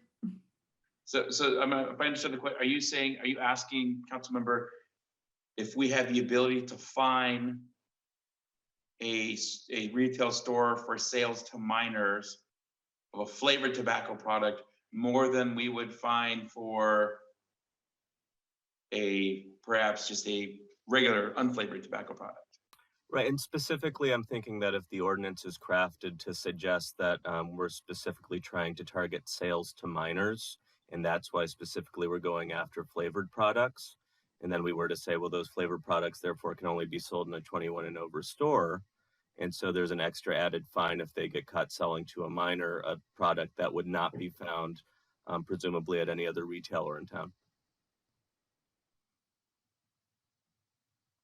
So I'll defer to the city attorney on that one. I'm not sure if we can craft, are we able to craft a, I guess you're looking at a fine scheme based on the violations. It's the kind of question I'd normally try to ask in advance, and it just occurred to me while people were speaking, so I apologize for the short notice. So I would just say that as we've discussed before in other penalty schemes, the city is limited in terms of maximums. In the maximum fines for misdemeanors has to be consistent with government code section 3901, which is a maximum fine of $1,000. And then for infractions, the maximum fines are different based on government code 36900. But I think what you're saying is there a different way to address fines for retailers who are selling to underage minors, if we regulate it at 21 and up. And I think that there could be a way, and I would defer to Chief Steidel on this, to maybe condition the retailer permits or require some regulation through the retailer permits where there could be a possible revocation or a penalty through the permitting process. And Chief Steidel, I'd welcome any feedback on that point. Yeah, and I think that would be a reasonable way to go at it. I'm actually trying to pull it up right now. I'm not sure if there's definitely, I believe there is a penalty section in there. I'm not sure if we can revoke, but that was something we could look into. I'm not trying to interject from Tiger, but what about penalties? Because you're not allowed to sell marijuana to anybody under 18, right? Couldn't we invoke some of those same penalties on that basis? And isn't it part of the tobacco retail license anyway, like the compliance checks that go along with that? Correct, and there's fines for violating that. And I believe we can revoke, I just don't know the number of violations that has to be done for that. Okay. So I'd be interested in that research on top of the pharmacies. Thank you. Other comments or questions from council members? Councilmember Vaterlos. I just had a question specifically. Why is a pharmacy a target when there's 7-Eleven, there's Safeway, there are a lot of other stores that people walk into that sell tobacco? Maybe not flavored tobacco. I don't know, because I've never looked. But it seems, I wondered why it was specifically pharmacies and not the other stores. So I think it is the other stores. Right, if you're gonna ban the sale of flavored tobacco in any store that, sells to people under 21. Well, right? I thought it was specifically, they were saying that no tobacco should be sold in a pharmacy, but why is a pharmacy different than a grocery store or a 7-Eleven? Pharmacy, you are correct in that, Councilmember Vaterlos, that the ordinances that we are seeing are all tobacco products in pharmacies. And as the speaker spoke, I think she spoke very well about it, in that pharmacies are considered places of health. Yeah. And people believe that you shouldn't be able to purchase something that's harmful to your health in a pharmacy. Question. Would it be within our realm that, let's say we go with, over 21 or something like that, would it, and I don't know, I've observed or whatever, or seen or heard, experienced, going into a store, let's say 7-Eleven, and there's some kids there wanting you to buy up for them, is there such a thing as being able to prohibit a minor from being less than 50 feet in front of one of those stores or something like that? Is that a provision that could be enforced or put in there? Do you mean the 21 and over stores, Mike? Yeah. Prohibit a minor from loitering within, 25 feet or whatever of a store that sells. I mean, to me, when I have not been in one of the smoke shops, but to hear, I specifically remember when we passed the ordinance, we said we did not want marijuana in an edible form in a candy-like substance. That's in our code. And if they're doing that in the smoke shops, I think that should be stopped. Okay, that's my opinion. And I know I need 2 other votes, but can you put some prohibition that a minor cannot loiter more than any closer than, let's say, 25 feet or 30 feet, whatever, of a 21 and over establishment? Well, I'll start if Chief Steidel, if that's okay with you. Please go ahead. Yes, please. So I don't know how effective that would be, especially given the locations of some of these retail stores. Usually they're located at strip malls.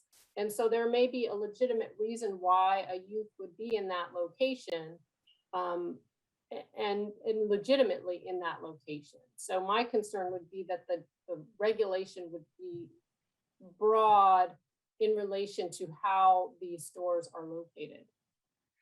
But I think there's a difference between a kid walking by on the street and loitering. Okay, loitering, I know there's a legal definition, but loitering to me is hanging out at the store and just kind of sitting there waiting for someone to come by and say, hey, will you buy up for me? Okay, versus walking by because you're going to the, because one of these smoke shops is literally within 200 feet probably of Ocean Shore School as the crow flies. Right. I mean, the reality is that the regulation would prohibit them from buying. And we could include language in the ordinance that would prohibit purchasing, intentionally purchasing a product for a minor. Something to that effect. I think that would get at what your concern is, which is that youths would be hanging around the exterior of the retailer trying to get someone to buy for them. And I think ultimately there might be a better way to craft a regulation that would address that concern, rather than prohibiting them from just standing outside, which would be fairly broad and very difficult from an enforcement perspective to decide whether someone is loitering or they're just standing waiting for their parent who's in another store, or they're waiting for a friend or conducting some other legitimate activity. Did you want to add anything on that point, Chief Steidel, before we go to our Mayor Pro Tem and City Manager? Yes, I do. So one of the things that we're seeing, and I understand Councilmember O'Neill's idea of what that might do. Basically, it would deter what we call, same thing with alcohol purchases, shoulder tapping, where the customer is actually an underage person who's wants to buy the product and is loitering outside to get somebody to buy up for them. But a couple of things. One, I agree that it's difficult to enforce. It's very difficult to enforce. I don't know if we want to expect our officers to be driving around and looking see if a juvenile standing within 15, 20 feet, whatever, in front of a tobacco establishment. We also know from studies that the youth are getting access to these products by having adult friends buy it for them, or friends that are of age buy from them. In the studies that I've read and the things that I've looked at in the research, I haven't seen anything that specifically talks about the shoulder tapping being the problem. The fact that the products are on the market and are easily accessible, easily purchased, makes them easily available for youth. I don't necessarily believe that the shoulder tapping is the problem right now. Okay, I didn't notice who was first, Mayor Pro Tem or City Manager. Well, we don't usually see Kevin raise his hand, so maybe we should let him go. Okay. Well, what I was going to add is maybe a process question. Mayor Beckmeyer, we spent a bit of time talking about the over 21 stores sales option. So one process question would be to discuss whether that's an option that the council wants to even consider before talking about the details about fines or or other enforcement issues related to 21 over shots. Okay, good, because then now I can go. Yes, it's your turn. Go ahead. Okay, great. So when we're considering the health of our communities, right, we need to consider our entire community. And when you're talking about flavored tobacco and they call it a vape, it's not vapor, okay? It drops particles, it's aerosol, and it's the flavor that drops the particles into your lungs, okay? So if we want to protect the health of our entire community, I would like to ban all flavored tobacco sales. I know tremendous amounts of transitional age youth from the ages of 18 to 24 who are addicted to these devices and to the nicotine that goes with them. And it's very upsetting to me. And I really appreciate that we want to reduce access for our youth. And that is our, of course, right? Of course, I agree with that. But I also think that we need to consider the health of our entire community. And so it's not just our young people that are smoking these, right? And when we're talking about shoulder tapping and things, we know from the data, and I've collected data, I have data, right, that shows that our young people are actually accessing it online. So we can talk about that at another day. But for now, I would really, really want to, and I understand the small businesses, but our first priority is the health of our communities. And the flavored tobacco is doing nothing but hurt the health of our communities in so many different levels and so many different ways. So I would not want to sell any flavored tobacco in our city at all.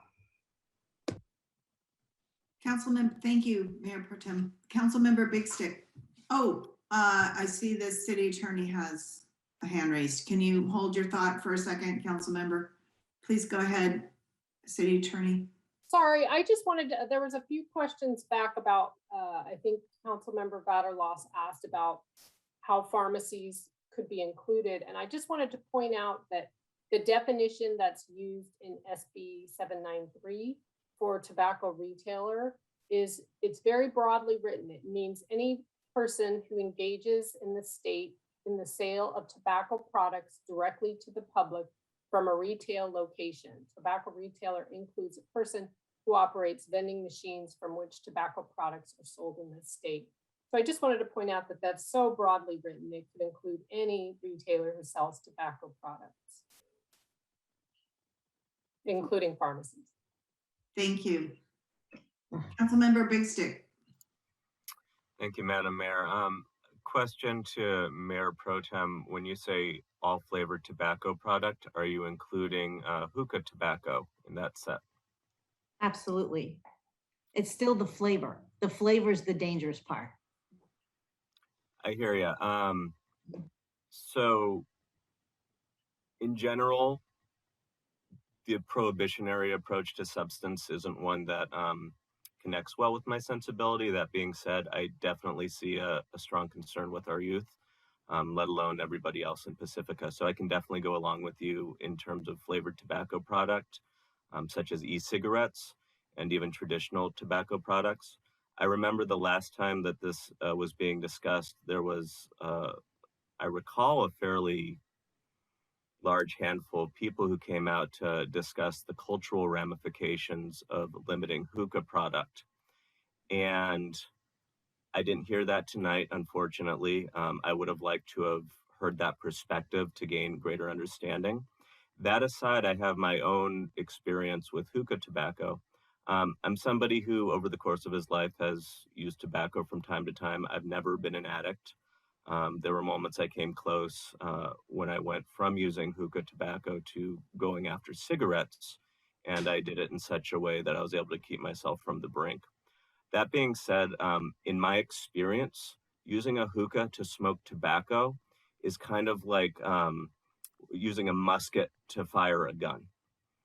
And in my mind, there's a big difference between a musket and a semi-automatic rifle. And much in that way, there's a big difference in my mind, strictly from a utilitarian perspective, between filling a hookah in which you take the bowl, you take this clump of tobacco, you put it on top, you light this coal for like 5 minutes, you stick that on top. And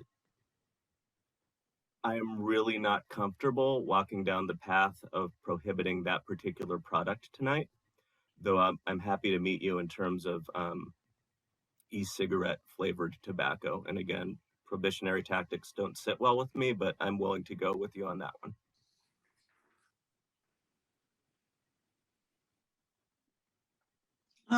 City Attorney? So I'm going to chime in again on SB 793 because Council Member Big Stick just mentioned something that's important. SB 793 does exempt hookah tobacco retailers if they comply with certain aspects of that bill. So they distinguish shisha, and maybe I'm not saying that correctly, tobacco product and hookah tobacco retailers. So personally, I favor going the 21 and up route, but I will go along with flavored tobacco, shisha notwithstanding, if that's the direction of council. I have a question for the chief. I think I heard you say in your presentation that we have 24 tobacco retailers in Pacifica. Correct. Do you have a data on how many of those are 21 and over? Yes. We actually paid a visit to several of these. I believe 3. So 3 of the 24. Yes. There's only 3 smoke shops? 4. 4.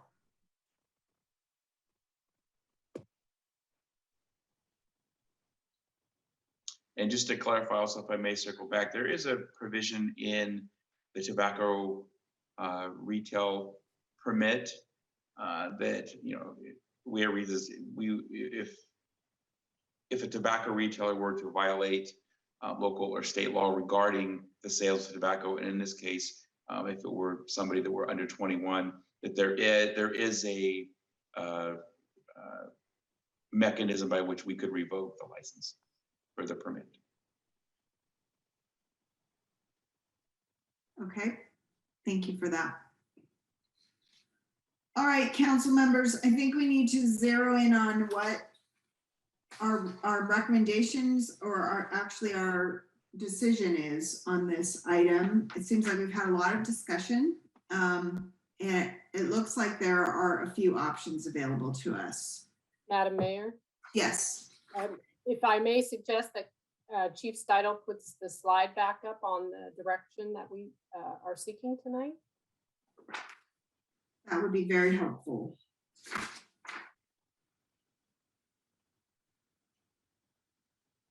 Our city clerk that has that?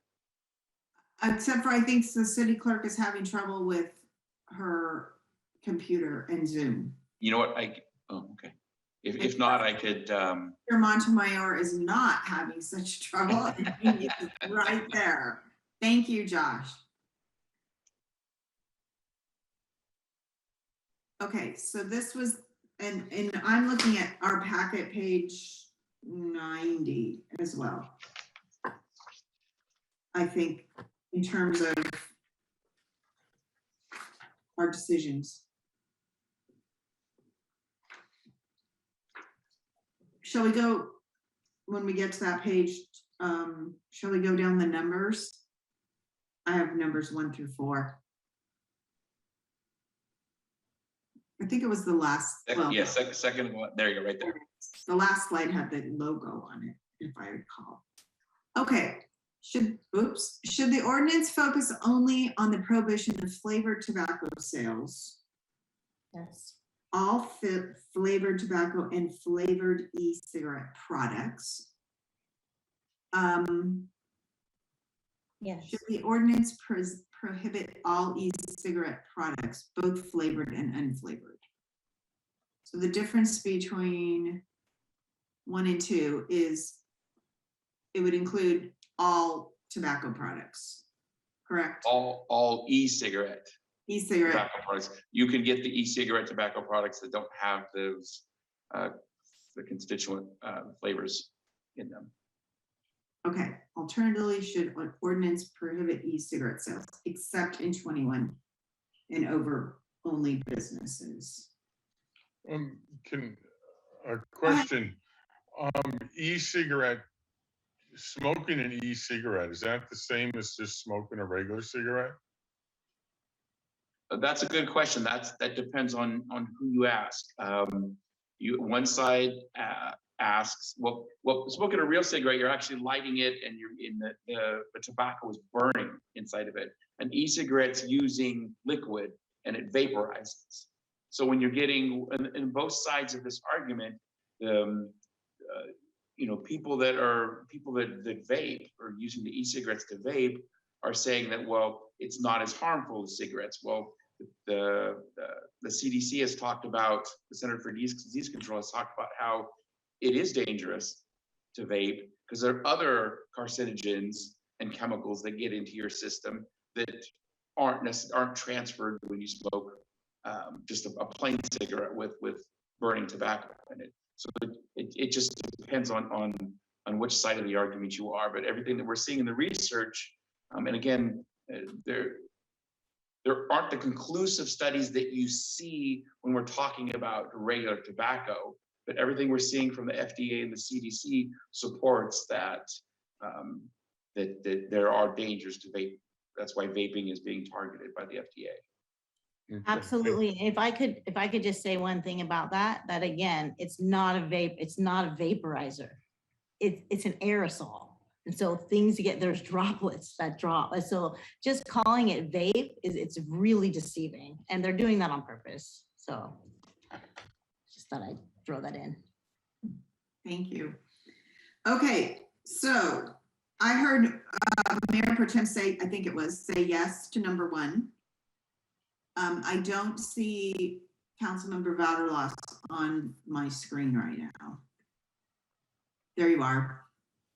So what I'm trying to ascertain just through, by show of nods or some kind of sense of where the council is on these items. In terms of, are we at a majority? Do we have consensus? I agree with Mary, prohibit all flavored tobacco and flavored e-cigarette. I'm with Mary. Councilmember Big Stick, you're agreeing? Yeah, I'll go along with flavored, yes. Okay, and Councilmember Vaterlos? Yes. Okay, and I agree with that as well. All right, so let's look at number 2 and talk about the flavored and unflavored. Now, before anyone else says anything on that, is this where we get into the hookah issue? No? So Councilmember Vaterlos is saying no. We've already passed that because that is a flavored tobacco, hookah, from what the people told us at the last meeting. That is correct.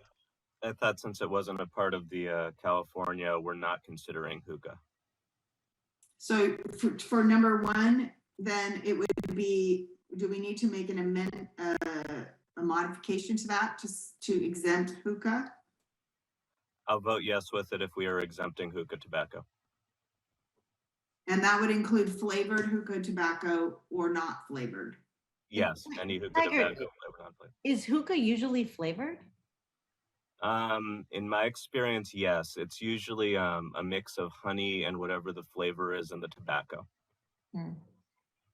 But I think that our city attorney was giving us specifics from the state ordinance that maybe clarified this.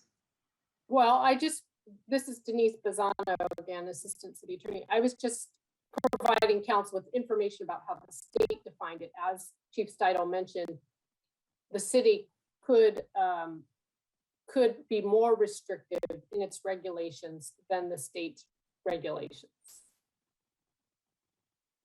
So it seems like the point of departure is on the issue of hookah and the cultural involvement and what bearing that has. Yes. So how would you amend the statement on number 1 then? Except hookah? Well, if I may speak, if you were looking at, like, for example, the way South San Francisco, or where some places have crafted there, with the hookah, it could be sold, if that was your desire, in a business for patrons that are over 21 years of age.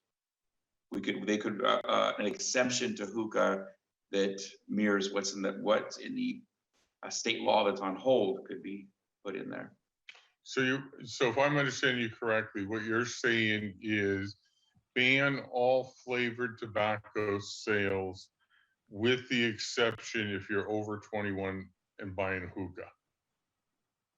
Is that what you're saying? That's the way some are written, yes.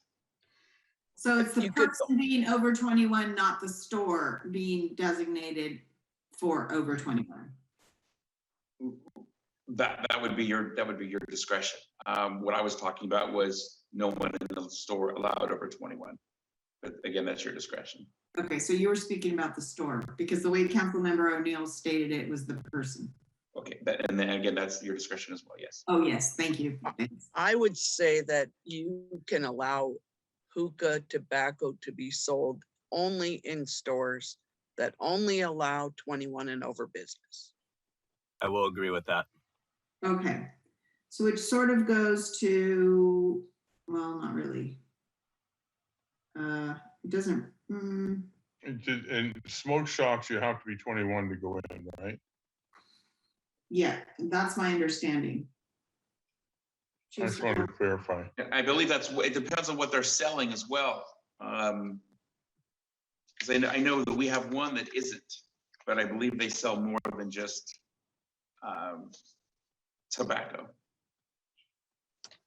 Are we talking about fog zone? I can tell you in just a second.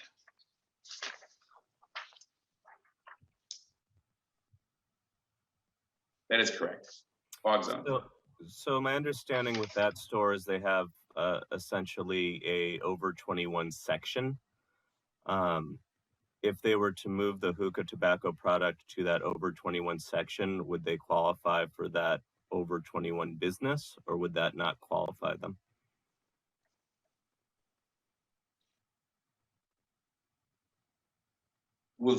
As the ones that I have seen written, it would not qualify them to sell. But again, this is within council's discretion. So you could provide us direction if the majority wants to limit the retail of or provide an exception for hookah retailers who are only selling to patrons 21 years and up. Then we can draft that into the ordinance. If council wants to do something else, we can craft some other language. So when you just said, City Attorney, when you said only selling to individuals 21 years and up, that's not saying they can't walk in the door.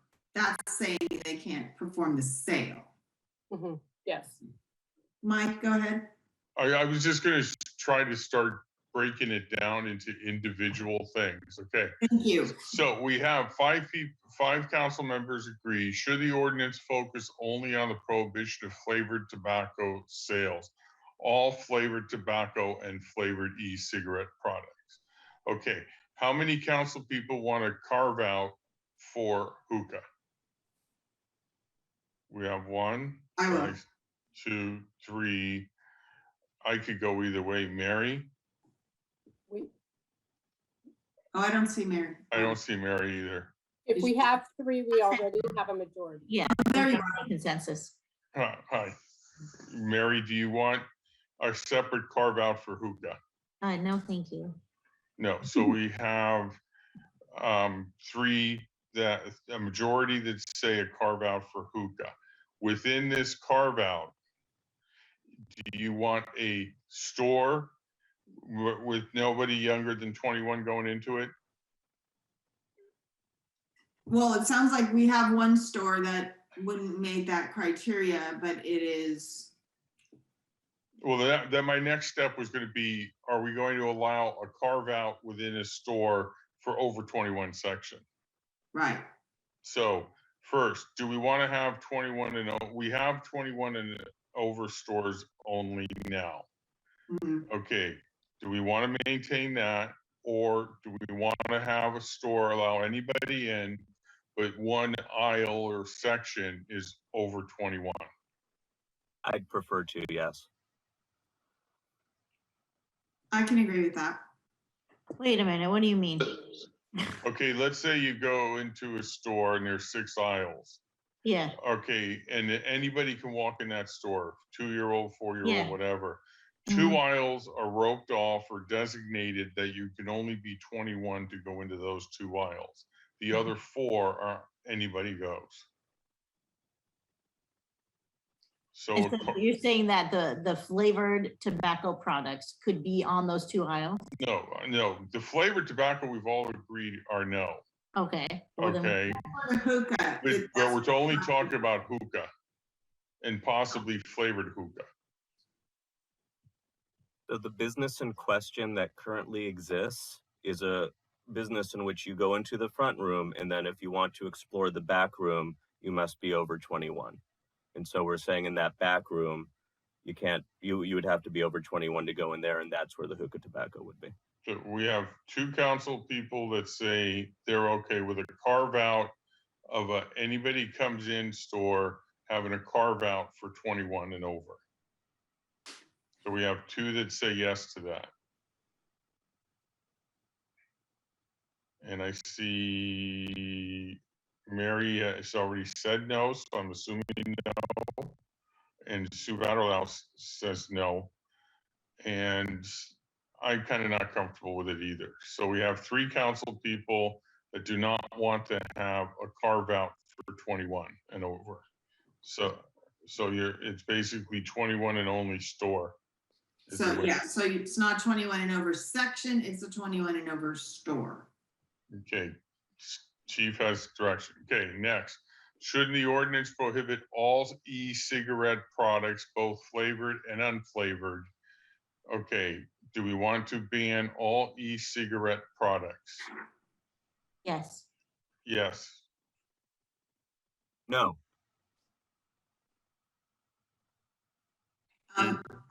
I need a point of clarification.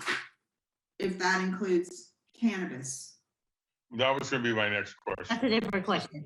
Yeah. Okay. Do you want to ban all e-cigarette products? We have a no from Tiger and a yes from Mary. So there's 3 more to talk. Well, I need to know if it includes cannabis or not to answer the question. That's not, That's going to be a carve out. we're not talking about cannabis right now. We're not talking about cannabis. We're just talking about e-cigarette products.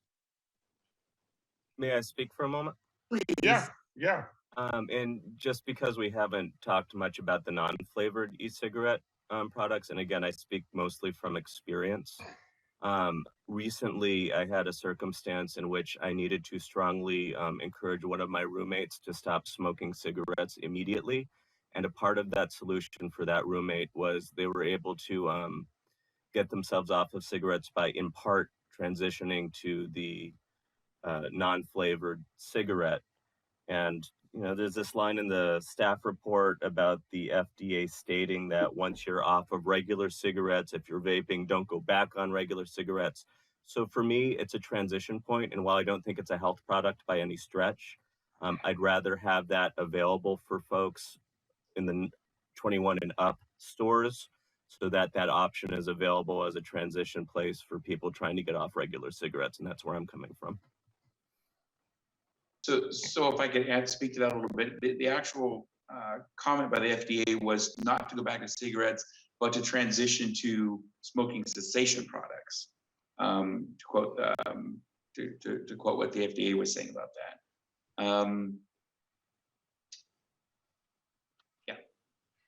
Yeah, because again, it's a switch. It's a bait and switch from the tobacco industry. It is a bait and switch. It just is. Yeah, okay, but we're kind of like talking full fat milk down to 1%, down to non-fat.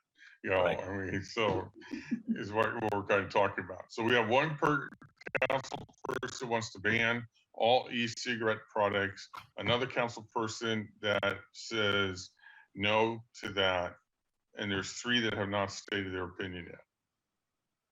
The two Sues and me. I'm kind of more open to banning all these cigarette products. I am as well, as long as it's not the cannabis. That's what and I know you keep saying, we're not talking about that right now. Well, that's okay. That's the next subject. Okay, let's ban all e-cigarette products. Okay, so I think we have 4 council people by my count, all e-cigarette products. Should the ordinance prohibit cannabis e-cigarette products? No. Okay, we have 1 no. No. 2 no's. No. 3 no's. There you go. That's a Okay. majority. There. Okay, now Chief, you bring up the other variables because I have no idea. I think that answers all of the questions, but. Well, the other variables were simply to give the council the option, since this is a topic where we expected there was a probability that you all may have thought of something that we hadn't thought of. And number 4 is just that option for the other variables. Okay, so do you have the discretion you need, Chief, or the direction? So if I could review it with you really quickly, please. Regarding the first question, we are going to ban all flavored tobacco and flavored e-cigarette products, but there's going to be an exception for hookah products, provided that the store selling the hookah products does not allow patrons under the age of 21 years of age. We are also going to ban all e-cigarette products, and that's both flavored and unflavored. And that this ordinance also will not prohibit cannabis e-cigarette products. And if I have that correct, I guess the last thing that was spoken about was the pharmacy section. When we bring this ordinance back, did you want us to bring a little bit more back on that and have that in our pocket as an option as well? Can I ask a question? Of Did course. we actually answer the alternatively, should the ordinance prohibit e-cigarette sales except in 21 or older? Did we answer that? Well, no, we just banned them all totally, whether you're 21 or 18. Right. So Okay. from my Just point of view, clarify that. the alternatively is answered by number 1, except for the hookah products. Chief, I was concerned, I've never been to any of these smoke shops, okay, but you said that there's an edible in there that has, you know, whatever in it. Are we banning that edible thing now too for anybody? Because I know we have that in the cannabis thing for kids. No, you know, gummy bear cannabis.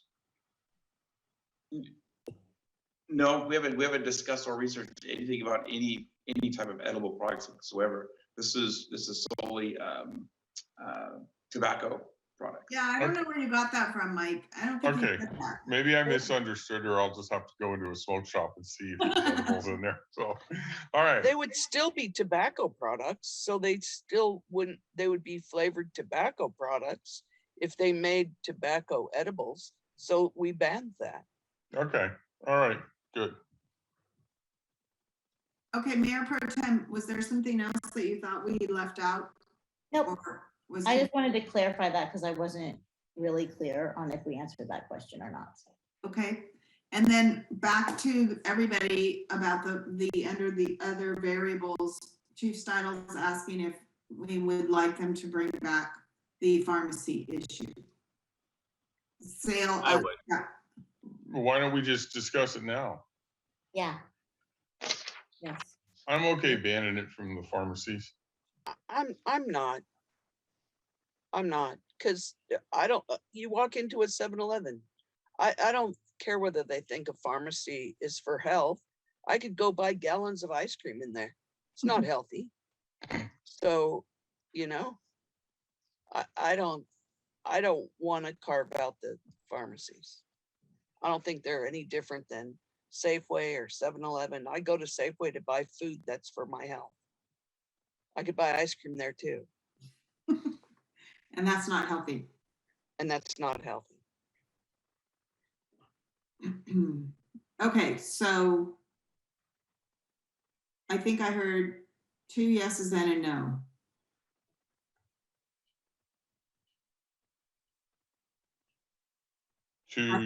Yeah, so we need 2 more councils speak. I concur with Councilmember Vaterlos. I think there's a lot of unhealthy things sold at pharmacies, including alcohol.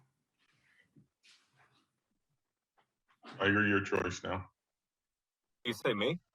Yeah, you're the deciding I'm vote. sorry. I thought I'd spoken already. You know, I'm going to get folksy just one more time for a moment. And my grandfather actually owned a pharmacy, and he did not sell any tobacco products the entirety of the time for decades that he owned it. So I would like very much to see what that looks like if we incorporate that into our ordinance or our ordinance. Thank you. So the direction is a majority does want that incorporated. We heard from Mike. Did you say what you wanted? I said yes, ban. And so did Mary, and so did Tiger. Yes. Which is a majority.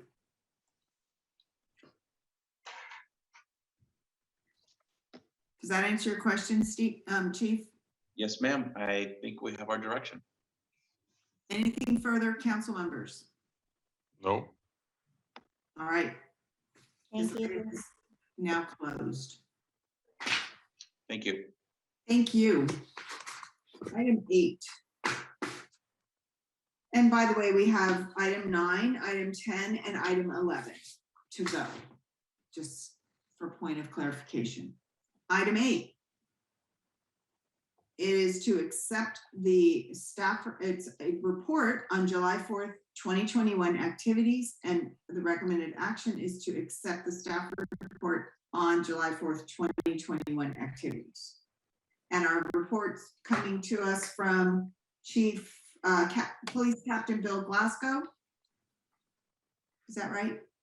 Yes, good evening, honorable council members. I'm Glasgow, your police captain.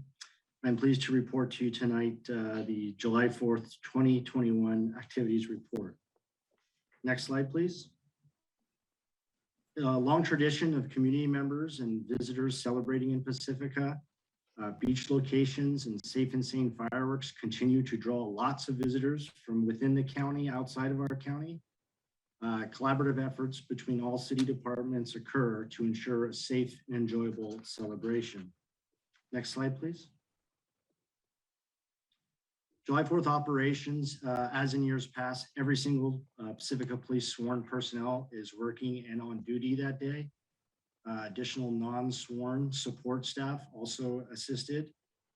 We had 9 officers from allied agencies throughout San Mateo County to supplement our staffing levels that day. And Lindemar Beach, as in years past, also served as our command post for the operations. Next slide, please. As you can see, July 4th operations broken down for calls of service, various categories, fireworks calls only, and then all call types. As you can see, there's slight differences from the year 2020 and 2021. This year we had 5 social host administrative citations issued. 6 of the 15 administrative citations were issued to non-Pacifica residents, and 14 violators have paid to date. Next slide, please.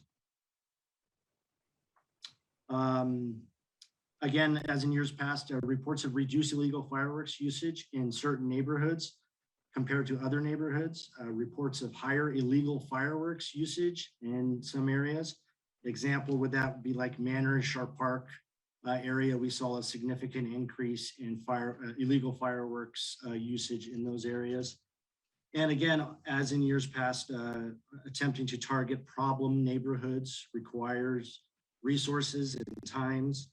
This was augmented by our street teams, went out to known problem areas, As calls of service came in through our dispatch center, we re-augmented those teams to address whatever was going on in a specific neighborhood. Next slide, please. Of concern this year were three notable events involving illegal fireworks. On July 4th, shortly after 10 p.m. in the area of 2040 Francisco Boulevard, a group placed pallets in the street. Illegal mortar type fireworks were mounted upon them. Vehicles were used to block the street, preventing emergency services from accessing the area. Officers arrived to the group of at least 200 people with illegal fireworks being discharged from these pallets.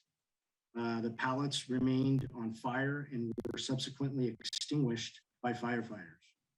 There were no citations issued as officers did not see who placed or lit the fireworks devices, and law enforcement's priority at the time was focused on assuring fire personnel could reach the fire without interference from the crowd and the officer's safety due to the nature of the large crowd.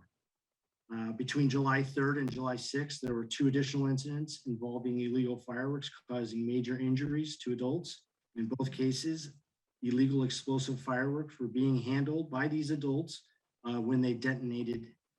The Pacifica Police Department and North County Fire Authority issued a joint press release regarding these specific incidences. Next slide, please. In working with Fire Inspector Ryan Adams, part of the July 4th operations, they continued their community outreach related to fire prevention and illegal fireworks. They also had increased staffing levels working, two additional companies, engine companies, for a total of 4 fire companies. And North County Fire Authority responded to 4 debris fires and 1 vegetation fire. Next slide, please. They also reviewed and approved all the permits for the fireworks stands, conducted safety and fire code compliance inspections for each of the fireworks stands permitted within the city of Pacifica. Next slide, please. Our wonderful Department of Public Works staff also assisted us with their beach signage placement, the barricades down at Lindomar Beach, preparation of our command post, placement of adequate debris receptacles, and their beach facility attention on Lindomar Beach. Next slide, please. Pacifica Beaches and Recreations Department, as a result of COVID this year, a lot of their wonderful events that they put on for the city were canceled due to COVID-19, specifically the Rocket Run, Frontierland Park celebration. Next slide. As you can see in this slide, it discusses the monies that were each department cost for the operations for this. I want to bring to your attention the Public Works number. In this slide, it is quite different from the information contained in the staff report.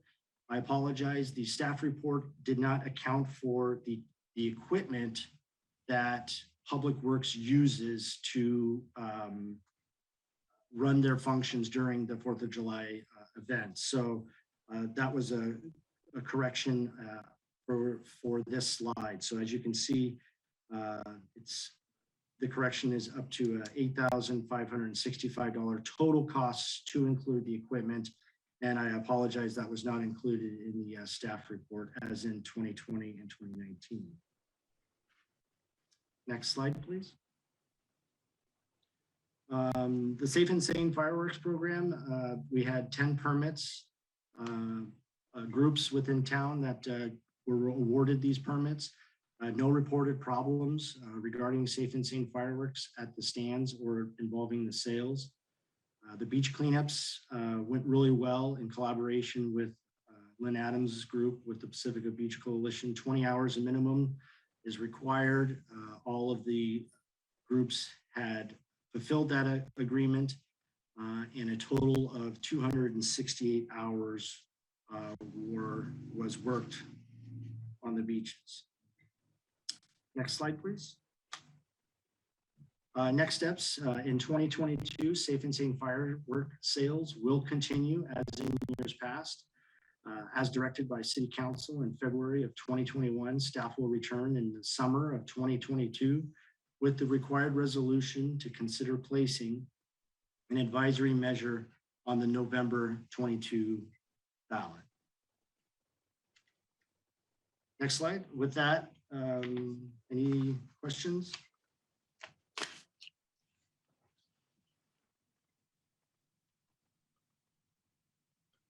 Sue, you're on mute. On, I had a point of clarification on the groups. On packet page 93, there's a list of groups that participated and I counted 11. But it's possible that 2 groups are listed on here that were actually collaborating and I wouldn't know that. I just wanted to point that out. That might be a typo. So yes, you are correct, 11. Okay, thank you. Questions, council members? Anything before we go to public comment? Sue Batterloss, please go ahead. Just a question about why were there only 10 groups? Usually it's about 16, but maybe because of COVID or? That's definitely a possibility that could have got it. I know all groups that applied were awarded a permit. Okay, if I may interject and add to that, I would say probably in the last 4 or 5 years, we have seen a slow decrease in those groups over the years, and this was even pre-COVID. It's been probably at least 5 years, I would say, just best estimates as we've had the maximum number of groups. Okay. Other clarifications? Nope. All right, then I did actually, if I could ask you to please go back to the slide with the funds on it. I just want to update my packet, page 94. So I think it was the second to last slide, maybe, or the third to last, or somewhere, and it was. Yes, so on yours, it indicates the 5,665 figure. Right. Yeah. Number 8565. That's 8565. That's correct.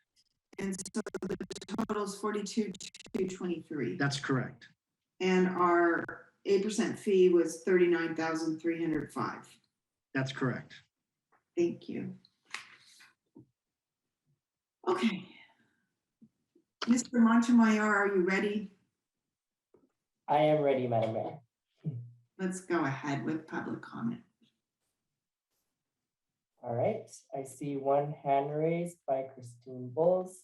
And if you give.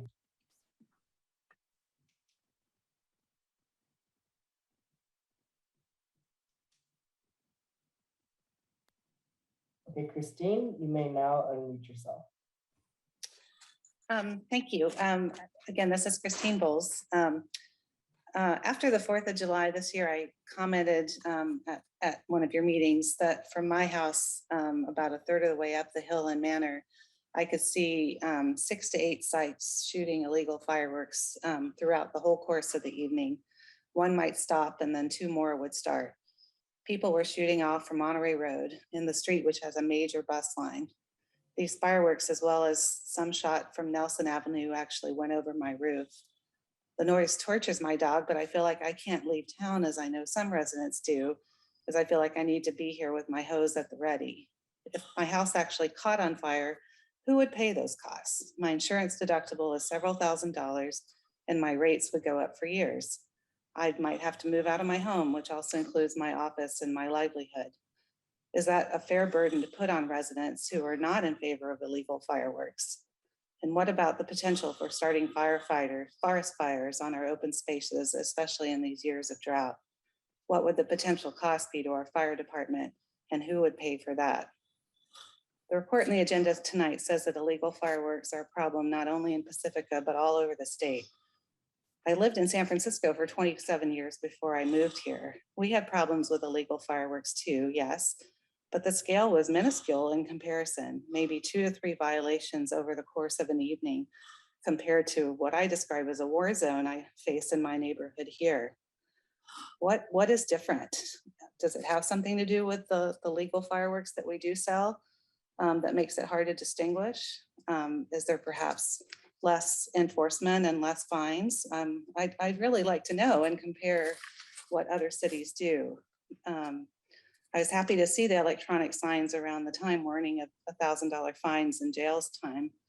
And I see that 15 citations were issued, but I don't see any mention of how much was actually charged per citation. When I confronted my neighbors, they were having a huge party with 30 people setting them off in Monterey Road. And I told them the fines, they just laughed at me like that's nothing. And are we even charging that $1,000? And are we keeping track of repeat offenders who year after year set off illegal fireworks? It upsets me to see the conclusion in the report that the staff does not have the capacity to pursue additional research or actions related to illegal fireworks. Isn't a government's primary job to protect the safety of the public? Will it take a few fires and God forbid deaths for the city to take illegal fireworks seriously? Can we not even afford staff time for a few hours to brainstorm possible ideas with the public? We've got some smart people here that really want to help solve this problem. Please talk to us. Thank you. Thank you, Christine. I have another hand raised by Mark Hubble. Mark, you may now unmute yourself.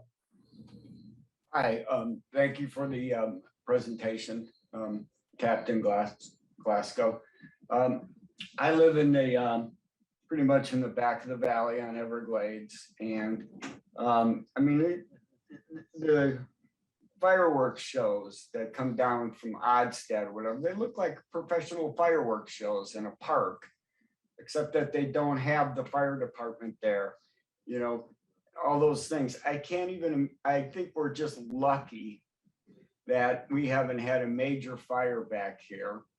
And if we ever did, we would never be able to insure our homes, you know, aside from the possible loss of life and property. So I really can't stress enough how bad an idea I think this is, considering these drought conditions and considering the wildfire situation all over the state. I mean, well, anyways, I appreciate you listening. Thank you.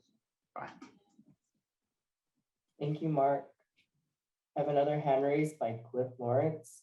Cliff, you may now unmute yourself. Hello, Cliff Lawrence here.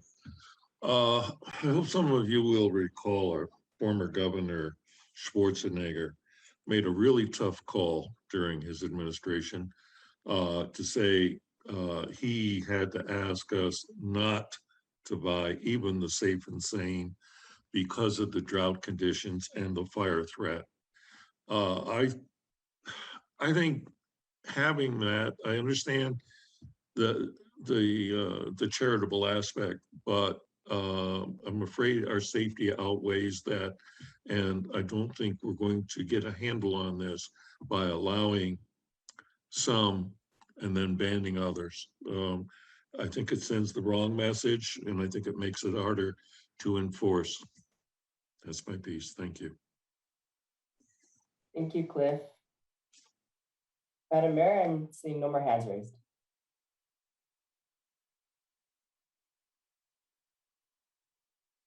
Very well, we will close public comment and bring it back to council. Council members, Councilmember Big Stick, please go ahead. Thank you, Madam Mayor. And fireworks are a very long, large discussion we've had over the course of a number of years. I'm not going to try and belabor anything tonight, although I'm sure this won't be the last time we're discussing it. And this is more of a passive moment where we're just taking in a report rather than discussing it in depth. But Captain Glasgow, if you'd be so kind, do you happen to know how much the people offered citations were charged? And if you have a moment to go into why we don't charge more than we do, I'd appreciate the refresher. Thank you. Yeah, so each of the violations that I had mentioned, those were for the maximum $1,000 social host fine and the mere possession of illegal fireworks. And unfortunately, that's the maximum penalty that we're allowed to, by law, to pass on to those violators.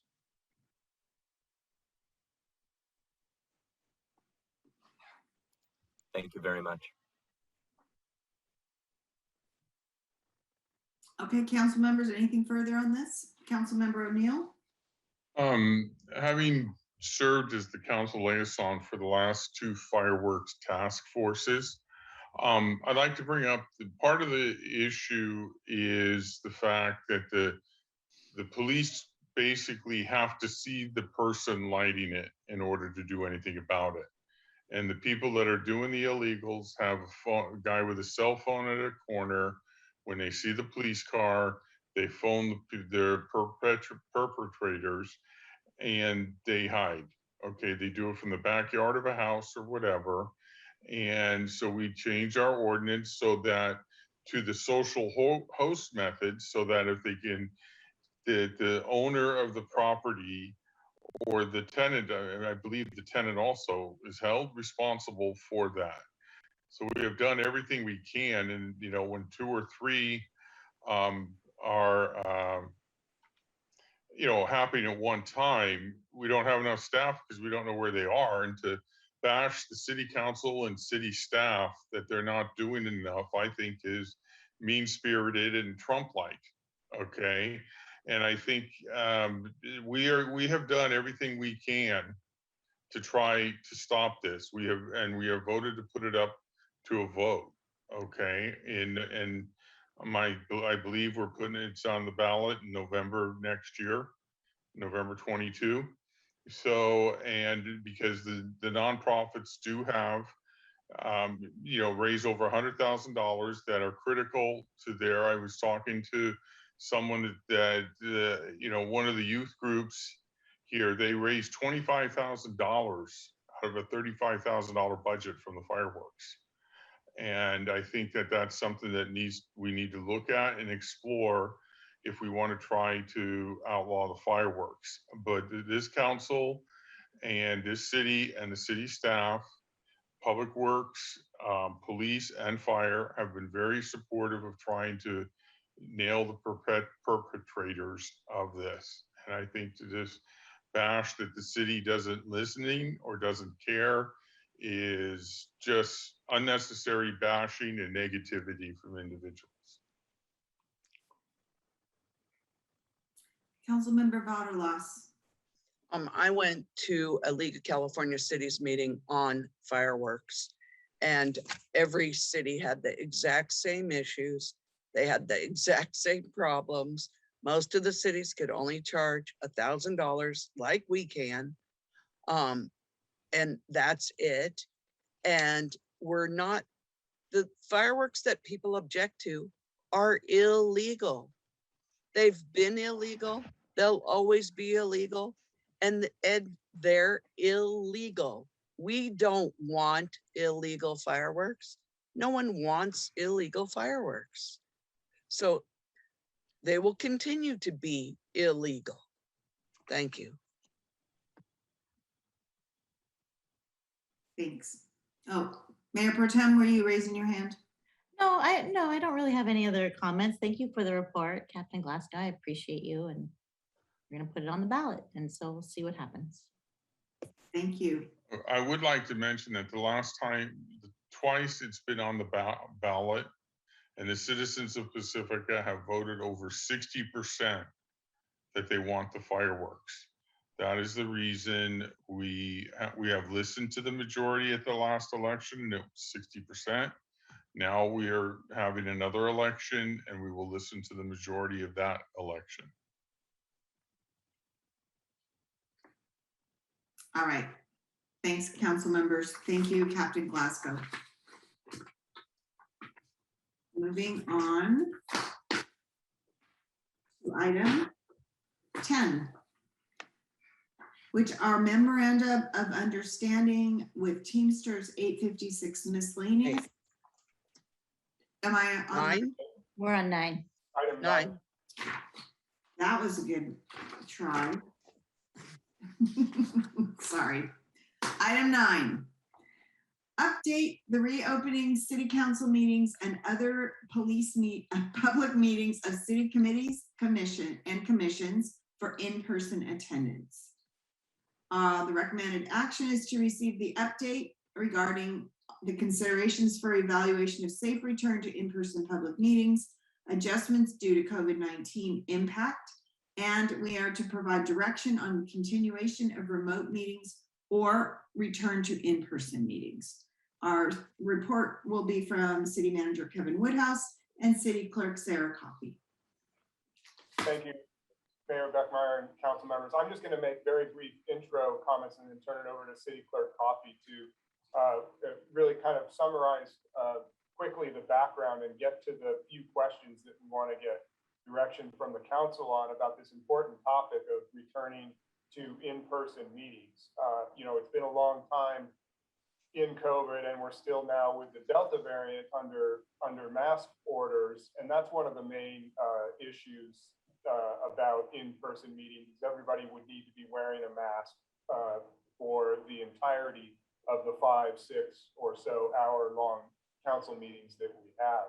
So we'll outline the different issues and the items we've learned and summarize and really focus on a decision or a direction we want to get from council. Is that originally we had talked about returning to in-person meetings maybe in September, and then based on the current health concerns and guidelines and the Delta variant, we pushed that to October. So the question before the council is, do we want to shoot for the second meeting in October or a later different direction from the city council or other related input? So I'll stop there and turn it over to City Clerk Coffey.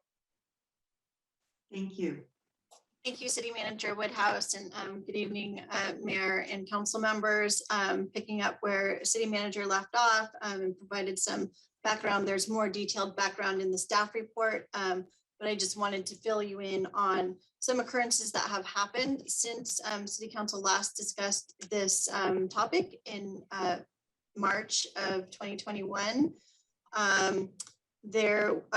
In September 16th, 2021, there was the passage of Assembly Bill 361, and that bill would allow for an extended period beyond September 30th, 2021, to allow for holding local agency public meetings via a teleconference or video conference like we are doing now and like we've been doing since March of 2020.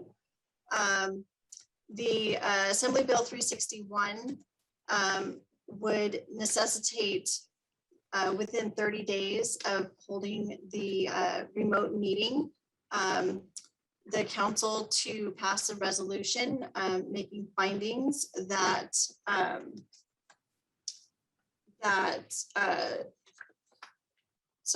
allow for finding the following: that there is a proclaimed state of emergency proclaimed by the governor, which is currently in place now, and also one of the following: state or local officials have imposed or recommended measures to promote social distancing.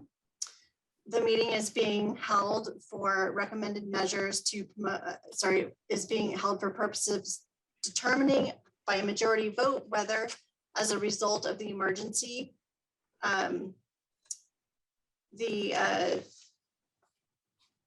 meeting in person would present imminent risks to health and safety of attendees, or 3, the legislative body has determined that as a result of the emergency, meeting in person would present imminent risks to the health or safety of attendees.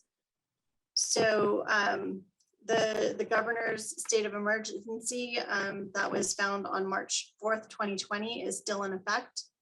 And And under AB 361, the findings that I just described would need to be made within 30 days of holding a teleconference following the September 30th, 2021, and then made every 30 days thereafter to continue holding meetings in a remote setting like we are doing now with no physical location open to the public. This is again relaxing the Brown Act rules for regular Brown Act rules for teleconferencing, and would be in effect until 2024. The AB 361 extends to local agencies until January 2024. Staff at the March 24th, 2021 meeting opted that when council does begin meeting in person again, that you wanted to explore doing a call-in hybrid option to allow for public comments to be received by phone for city council and planning commission meetings. And I just wanted to give a recap of what other cities are doing with the passage of AB 361. The city of Redwood City is holding a council meeting tonight and is also considering this issue on whether to continue holding meetings remotely. The cities of San Bruno, Millbrae, San Mateo, and Half Moon Bay will also be considering holding meetings remotely. The cities of, and then with respect to continuing in a hybrid meeting format, that would be both in person and offering a Zoom type option.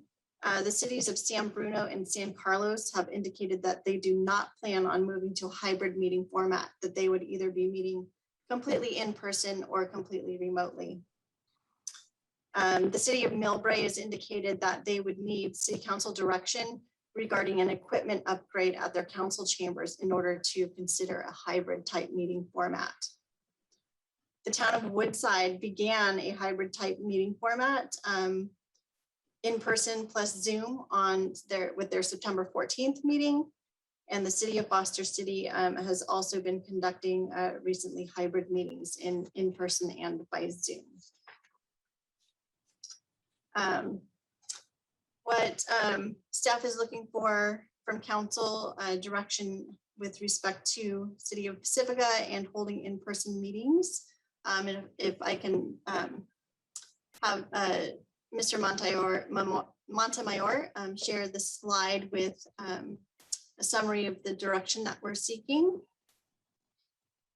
We're looking for council's direction on whether to return to in-person meetings for the October 25th, the second city council meeting in October, and include a phone-in comment hybrid model. That would be for the in-person component would be under current masking guidelines and health considerations that are in effect with respect to COVID. Or selecting a later date for return to in-person with the phone-in option for public comments. So later than October 25th. And for that option number 2, then that would necessitate bringing back a resolution to make the findings as described and required under AB 361 to continue to meet in this remote format. Or 3, confirming that the city will not pursue an in-person plus Zoom-based hybrid meeting option that we had discussed previously, and council's direction was that due to the complexity and the cost of that model related to facility infrastructure upgrades needed and staff resources, the hybrid model with the in-person plus Zoom-based hybrid was not recommended. I did receive a little bit additional information from since the March meeting from the Pacific Coast TV, which would be assisting in the call-in option. And they provided some costs on different call-in models, one being like an analog, PBX system for phone-in calls, which was significantly more expensive than a voice over IP system, internet-based system for call-in audio only option. And both of those options would require some additional city staffing to provide the call-in option for city council and planning commission meetings. And once back in person, city council and planning commission meetings will still be streamed on the live stream, and will also be broadcast on TV 26 like they are now. So the public can observe the meetings either on the live stream or channel 26, and then phone in to provide public comments on that hybrid option. One consideration is that for those that are watching the live stream and phoning in, that there could be a significant delay, particularly if the meeting is long and they've been watching the live stream for a lengthy amount of time. That delay could be somewhat significant from the time that they hear what's being broadcast and when they phone in. So we would have to mitigate some of those issues and look at doing the call-in option as a pilot program to see how that impacts the meeting flow, and make sure that it's not requiring or not having an impact on the meeting flow. With that, I invite any questions from council members. I believe Councilmember Big Stick is first, then Councilmember Batterlost, then Mayor Pro Tem. Thank you, Madam Mayor. And I'm going to save my questions for the particulars for the other side of public council when we're giving direction on the different points. But I had a general question about AB 361. And it comes up because when I was at my PCE meeting the other day, what basically how it shook out was we were deciding whether or not we were going to return to in-person or stick to the Zoom meetings as per AB 361. But the subcommittees and like the offshoots, so for us, the equivalent would be like planning commission, beautification, etc. They had to reaffirm that they wanted to stick to Zoom every 30 days independent of PCE proper. So my question is, are we deciding tonight that it's council and all the commissions are either returning to in-person or not? Or are we only talking about city council specifically going back to in-person, and the other committees and commissions have to figure that out at their meetings when they get there?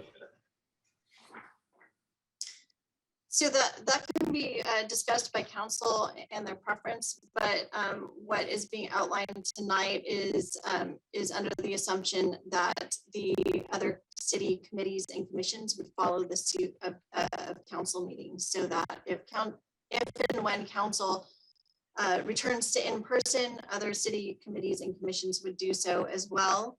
And or if the council continues to meet remotely and make the findings under AB 361, that those findings would also apply to city committees and commissions as well. Okay. I would, Councilmember Big Stick, I would add what is we would like to get direction, from the council about the commissions and committees too. So a couple of constraints to consider would be that if returning to in-person meetings with a phone-in hybrid, that can only be accommodated to the planning commission and the city council. So all of the other committees and commissions who don't do live streaming of their meetings or don't meet in venues that have the proper equipment would, if allowed under 361, need to continue entirely remote, or would have to resume meeting fully in person. And I think a nuance would be the council could decide to return in person at a certain date, and the planning commission could actually decide, and I'll turn to Assistant City Attorney Pisano on this if they would pass their own resolution, but if they were allowed to, under 361, to continue to meet remotely, the planning commission and all other commission and committees could continue to meet remotely. So a couple of variations there, and we'd like to get direction regarding all of it. Can we kind of add that as a point number 4? Sure. Thank you. And I would just add that if council would like to extend the resolution to all the commissions and the committees, then we would write that into the resolution itself to allow that to be implemented. Okay. Thank you. I think PCE was going off of a county best practice, so I'm going to go with you tonight. I just wanted to put that out there.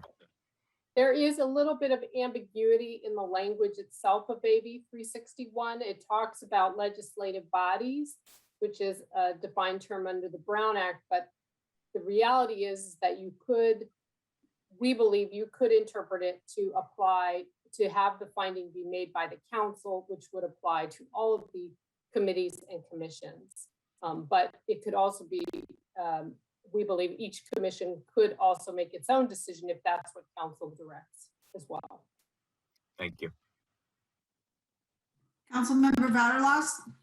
I was going to ask that too, but also if we do decide to keep it as it is, can we put the 30 days, you have to approve it every 30 days? Can that be a consent item, or does it have to be a resolution each time? The resolution can be a consent item. Okay, to continue it. Yeah. So similar to consent items where we would bring a resolution to ratify a proclamation of a local emergency. Okay, thank you. That was also my basic question. So thank you, Sue. I don't see Councilmember O'Neill on my screen. Did you have any questions at this point, Mike? No. Okay. I think then we'll go to public comment. Oops. Uh-oh. If there is any. Madam Mayor, I'm not seeing any hands raised at this time. I just saw. There's one. Yes, we have a hand raised by Cliff Lawrence. And I'll give Clerk Coffee a couple of seconds to pull up the timer.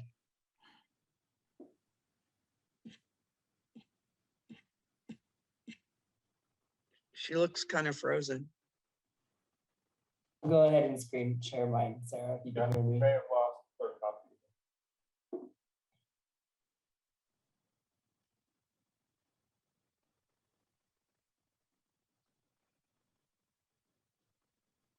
All right, I have the timer pulled up. Cliff Lawrence, you may now mute yourself. Thank you. I won't take 3 minutes for this. In an organization that I participate in, we attempted to do a hybrid, which I really thought was the way to go. But unless you've got the technical things sorted out, what we found was the people in our that were present couldn't hear what was being said remotely. It is not an easy thing to pull off, and so I would prefer it, but somebody smarter than I's got to figure out how to do it. Thank you. Thank you, Cliff.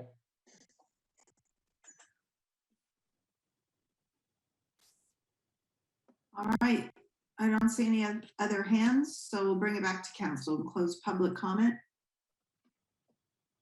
Councilmember Vaterlos. Some of our meetings have gone on till 1 in the morning. And like at the meetings we were just at, we wore masks the entire time.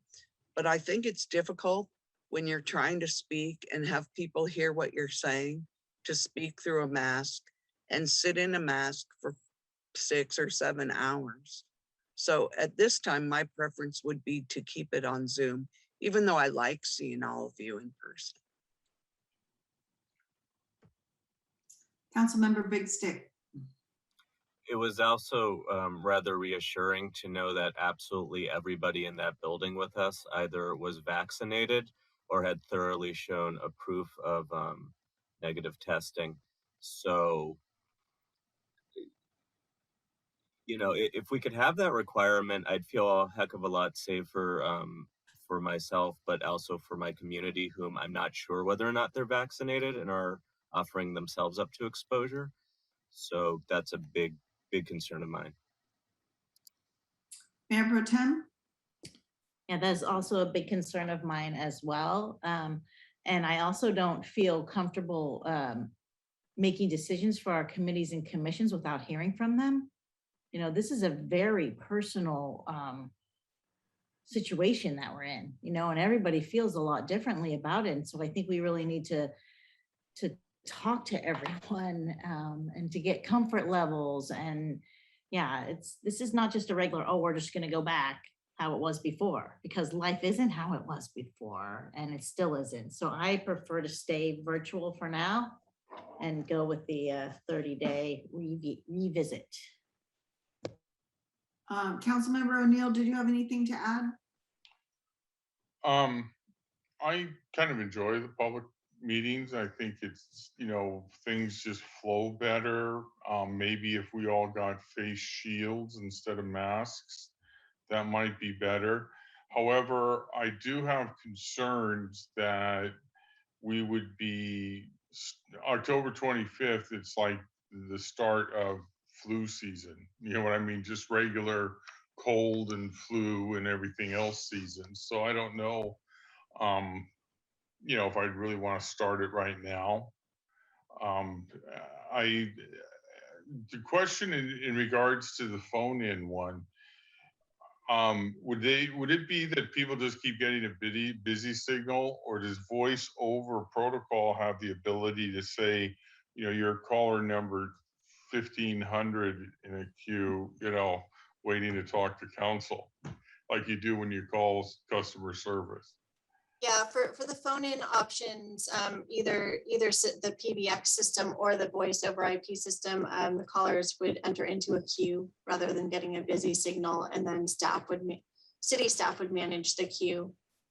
Okay, so they wouldn't just keep getting a busy signal or whatever. Correct. Okay. The one, I think the primary concern with the call-in would be the potential delay in from the broadcast to when somebody calls in. That could present some delay with respect to either the person from the public calling in or with respect to receiving that call, and that would be due to the TV broadcast and or the live stream delay.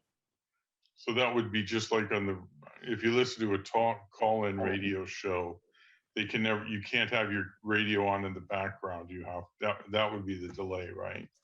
Yeah, and you know, if you're, for instance, if you're familiar with the PCTV's auction event, sometimes they tell you to, you know, if by the time you've heard us count down, you're too late. Because right. Yeah, I've been there. Yeah. Okay. So to be honest, I would like to go open, you know, again, but I certainly understand the concerns everybody has. And we can't limit the number of people that can get in that room, I don't think legally.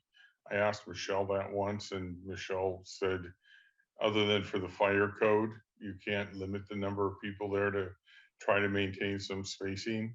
So I would prefer to go in person, but I'm not, I would go with the majority. I mean, Okay, we're gonna go back to Councilmember Vaterlas, then Big Stick, then Mayor Pro Tem. Sorry, Is I've that right? spoken already. But also the other thing about the Zoom is we have quite a few more people commenting. So I don't know whether people feel at ease commenting because it's Zoom or what, or that people are at home and they can watch this at home. But we've had way more people contributing to our meetings this way than we ever did before. So that was just another consideration. I can't remember who was next. Was it Mayor Pro Tem? Tiger. Tiger. Okay, go ahead, Councilmember Big Stick. Thank you, Mary, and thank you, Madam Mayor. To Councilmember Vaterlas's last point, simultaneously, there's also certain people who we haven't seen since we began. And I remember on the other side of the pandemic kind of being like the last guy in the room saying, please don't go to virtual meetings. And now that I'm here, you know, it's hard for me because I really would prefer to be in the room with everybody. And yet I kind of feel like I can't ask that of the community to put themselves at risk in that way. If we were to go with the hybrid model with the call-in, you know, as somebody who likes to listen to the information coming in, it's not just expect a delay. I think we would have to very specifically begin a practice of waiting like a full minute before we move on from public comment. Because, you know, if somebody's like me and they want to hear all the information before calling in so they're not distracted, then at least I would feel a need to honor that. And after that, I have a technical question about the VoIP, because my understanding is it might be the more reliable technology, provided we have multiple IP addresses to draw from. And my question is just, if we go that route, will we have it set up so that if one IP address drops, we'll be able to switch over to another one pretty seamlessly? Mayor Pro Tem, or did you want to respond to that, Kevin? It looked like you were leaning forward. I think the VoIP versus the more traditional phone lines, to be determined, but I think you're mainly right. VoIP is cheaper, and I think what we would do is need to experiment with these technical details and multiple lines and work with PCTV to make sure we have that dialed in. And I'd like to, as City Clerk Coffey expressed, make sure that we are all talking about this hybrid meeting concept as a pilot, because of these variables that we don't know until we dive into them and see how they're affecting the dynamics of the in-person / hybrid meetings. But VoIP or the PDX, we'll figure that out. Mayor Pro Tem? Yeah, so I watched some of the school board meetings that PCTV facilitates, you know, with Jefferson Union High School District, and they do the hybrid meeting with Zoom. And so I was just curious about that because they are doing it in other places. I don't know if it has something to do with the room or not, but you know, when we get to that point, it might be a good idea to like actually invest in some proper equipment, you know, moving forward, because like I said, our world has changed. So anyway, we're not there yet, but that's all I was gonna say. I really prefer to wait a month. Let's see what happens next month. So that's where I'm at tonight. Councilmember Big Stick. Thank you. I agree with Mary, and just dovetailing off of her hybrid comment. I'm very curious for Woodside and Foster City, what their costs actually were, what the ease of transition for them actually was, and if that adjusts our notion of how difficult for us it might be, just to see what their success or failure rate looked like. And again, if we wait an extra month to figure it out, maybe we'll have that more data to see if it's easier than we thought to incorporate the better technology into the operation. Yeah, I'm just going to make a personal observation on that. My guess is the facilities where they hold their meetings are far more able to accommodate the technology required. Had we been successful with our library bond, and were we to be meeting in a new modern library building instead of the existing council chambers, we probably wouldn't even be having this conversation in terms of the technology. But I do believe the city of Pacifica's facilities constrain what we can do. I know it constrains PCT and what it can do. So I think we have those factors that we have to address. And that's why I appreciate the reminder that we're talking about a pilot project on the ability to do the phone in. With regard to wearing a mask for 6 hours or more for a meeting, and the ability to understand and really interpret people's body language as well as their voice, the even tone of voice, it's challenging with the mask. But yet, I feel we're at a place with the Delta variant and the numbers, even though San Mateo County is high, Pacifica isn't as high among the cities, correct, Sue Vaterlas? So I think our population may have some more vulnerabilities than other places. So I agree with the statement about waiting and doing the reconfirm in 30 days appeal or process that we would need to do.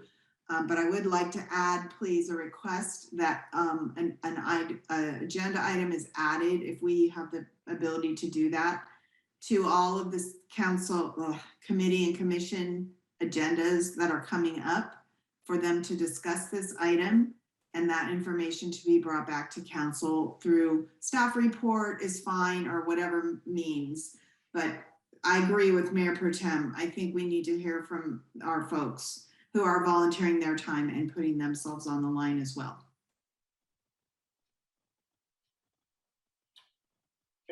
If I may follow up on a couple specifics, I'm hearing a lot of interest in not moving for the second meeting in October, but if possible, did the council want to identify a date that we will target?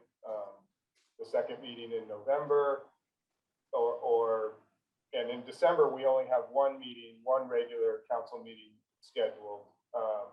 So that's a question just for staff resource planning that would be good to know if the council felt comfortable in deciding a target date that we would shoot for the hybrid meeting. In terms of the third point that we're asking clarification about the hybrid with Zoom meeting, given the technological challenges that our council chamber has, and just the unknown technological challenges, I think as one of our speakers mentioned, that generally accompanies the hybrid Zoom. If we're going to be planning for that possibility anytime this year, we need to start working on it now. Whether it's equipment purchasing, as you guys all know, through COVID right now, the supply chain's pretty messed up on technological purchases. So we don't even know what those lead times are like and what that whole cost would be. So that's why I kind of threw up that question to say, if a majority of the council thinks that we shouldn't bother researching that, then we'll push that off too, to some future date, but we're not going to spend staff resources researching and IT time, et cetera, working on that component right now. So sorry, long-winded. One question was, do you want to identify a date? And the second was, do you want to, for now, reject the Zoom hybrid possibility? And then what I heard was also trying to get input from committee and commissions about their preferences, but they would need to understand the constraints that, you know, we can't do a hybrid phone-in meeting for committees and commissions because they don't meet in locations where that would be possible. And they're not filmed on PCTV, which is a critical ingredient to the hybrid phone-in meeting. So I need to clarify something in my comments that I made. When I referenced hybrid, I really meant the second option on the chart that's on packet pages 99 and 100. I was referring to, because in my opinion, the phone in, the in-person with phone in is a pilot. Yeah, we're not even sure that will work. That's what I meant to say. I think I misspoke. Personally, I don't see hybrid in person with Zoom being feasible in Pacifica. I just don't. And I don't think it's worth $20,000. It looks like minimum to purchase equipment to, you know, make that happen. I just don't think we're there. Anyone else? Kevin, the in-person with phone in, that's just the council in the chambers, no public?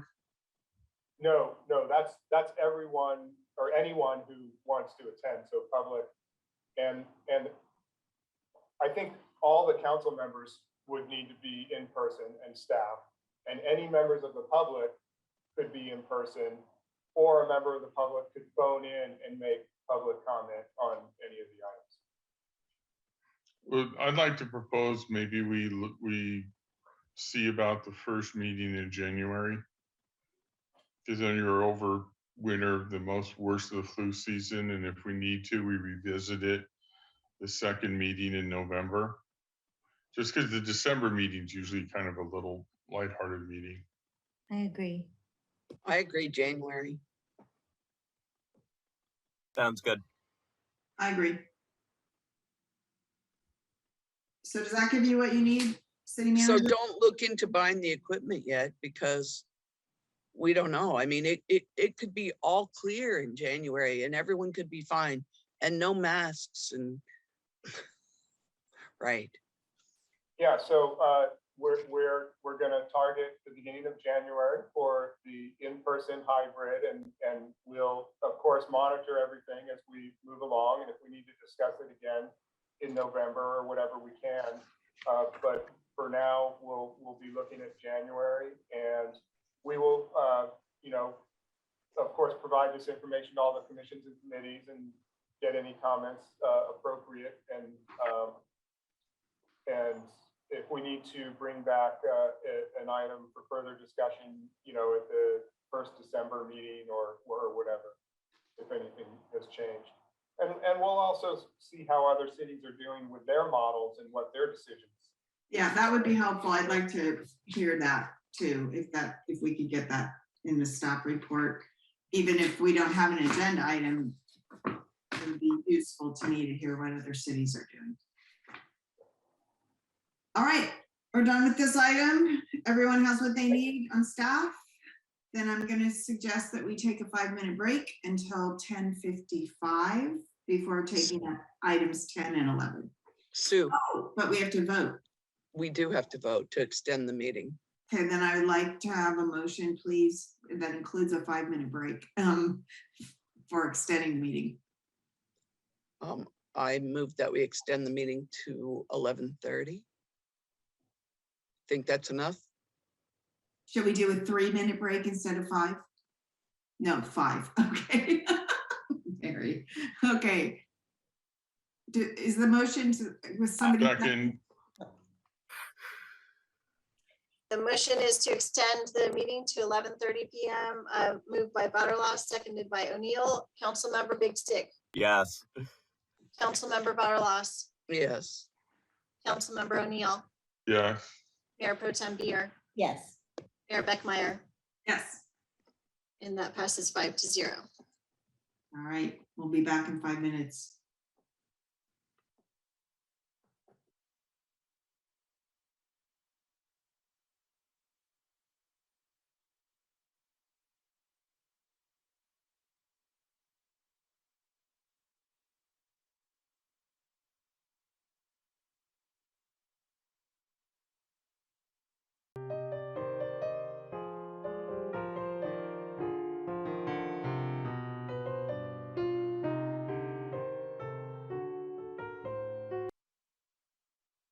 keep myself. The recommended action is to adopt the resolutions approving memorandums of understanding between the City of Pacifica and Teamsters 856 Miscellaneous, Teamsters 856 Wastewater Treatment Plant, Pacifica Police Officers Association, and which includes police management and police supervisors. And, signed tentative agreements with Pacifica Police Management and Police Supervisors, and approve the compensation and benefit plan for the unrepresented employee groups for the period of July 1, 2021 through June 30, 2023, including the revised salary schedules. And our staff report will come to us from Assistant City Manager and Planning Director, Tina Wermeister. Thank you, Mayor Beckmeyer and Council. Before you is our resolutions to approve memorandum of understanding and agreements with several of the or all of the remaining bargaining units that you listed. Representatives of these units and the City of Pacifica have met and conferred in good faith regarding wages, hours, and other terms and conditions of employment. Also included for council action this evening is the compensation and benefit plan for the unrepresented employee group. This group does not bargain with the city, but amendments to the unrepresented compensation and benefit plan are consistent with the provisions of the management unit MOU approved by the council at the previous meeting. For the Pacifica Police Management and Police Supervisors, finalization and formatting of this MOU was delayed. Therefore, what you see before you is approval of signed tentative agreements for the council, signed tentative agreements with all of the terms listed, and the request is that you approve that and authorize the city manager to sign the finalized MOU reflecting the approved terms. So in accordance with the Myers-Milius-Brown Act, the represented bargaining units and the city reached terms for the successor agreements, which are summarized in the staff report prepared for this item.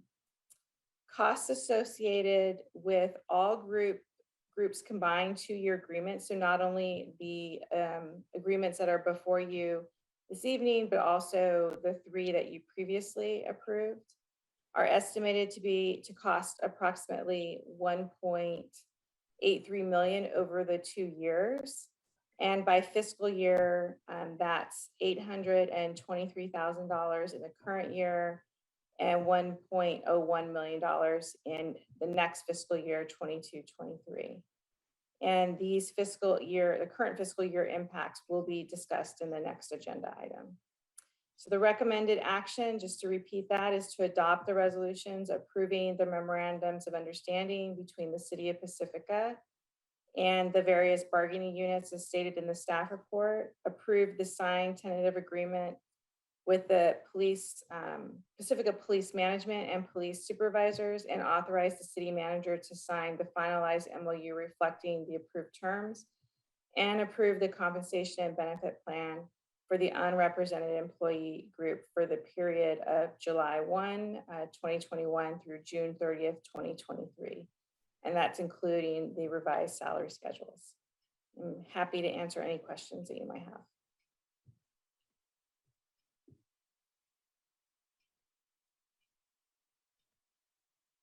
I don't see any hands indicating there's any questions.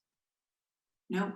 And again, I just wanted to emphasize for the public, because I know the Tribune said we just passed the latest labor agreement with no comments or questions. I just wanted to emphasize that we have been talking about this in closed session for several months, several meetings, and this is the fruition of the excellent job Tina did in negotiating the contracts and reaching an amicable agreement. So I do want to thank Tina and Kevin and the rest of the staff and Denise's firm for their assistance. Assuming this passes, I don't know. Very well said. Yes. And I'll just add to that, the reason it takes such a long time is because we really have to work hard to figure out how, with our budget, such as it is, we can actually provide compensation increases for our staff and other health and welfare and work conditions that are in these MOUs. So we take great pains to look at that. And when you see things like equity adjustments, it's because as an employee group, they are far behind other groups in other cities in our very county and even bordering Pacifica. So please do understand that there's a lot of work that goes into this and a lot of thinking. It's not just a fly-by-night quick decision. Okay, so Mr. Montemayor, let us have public comment.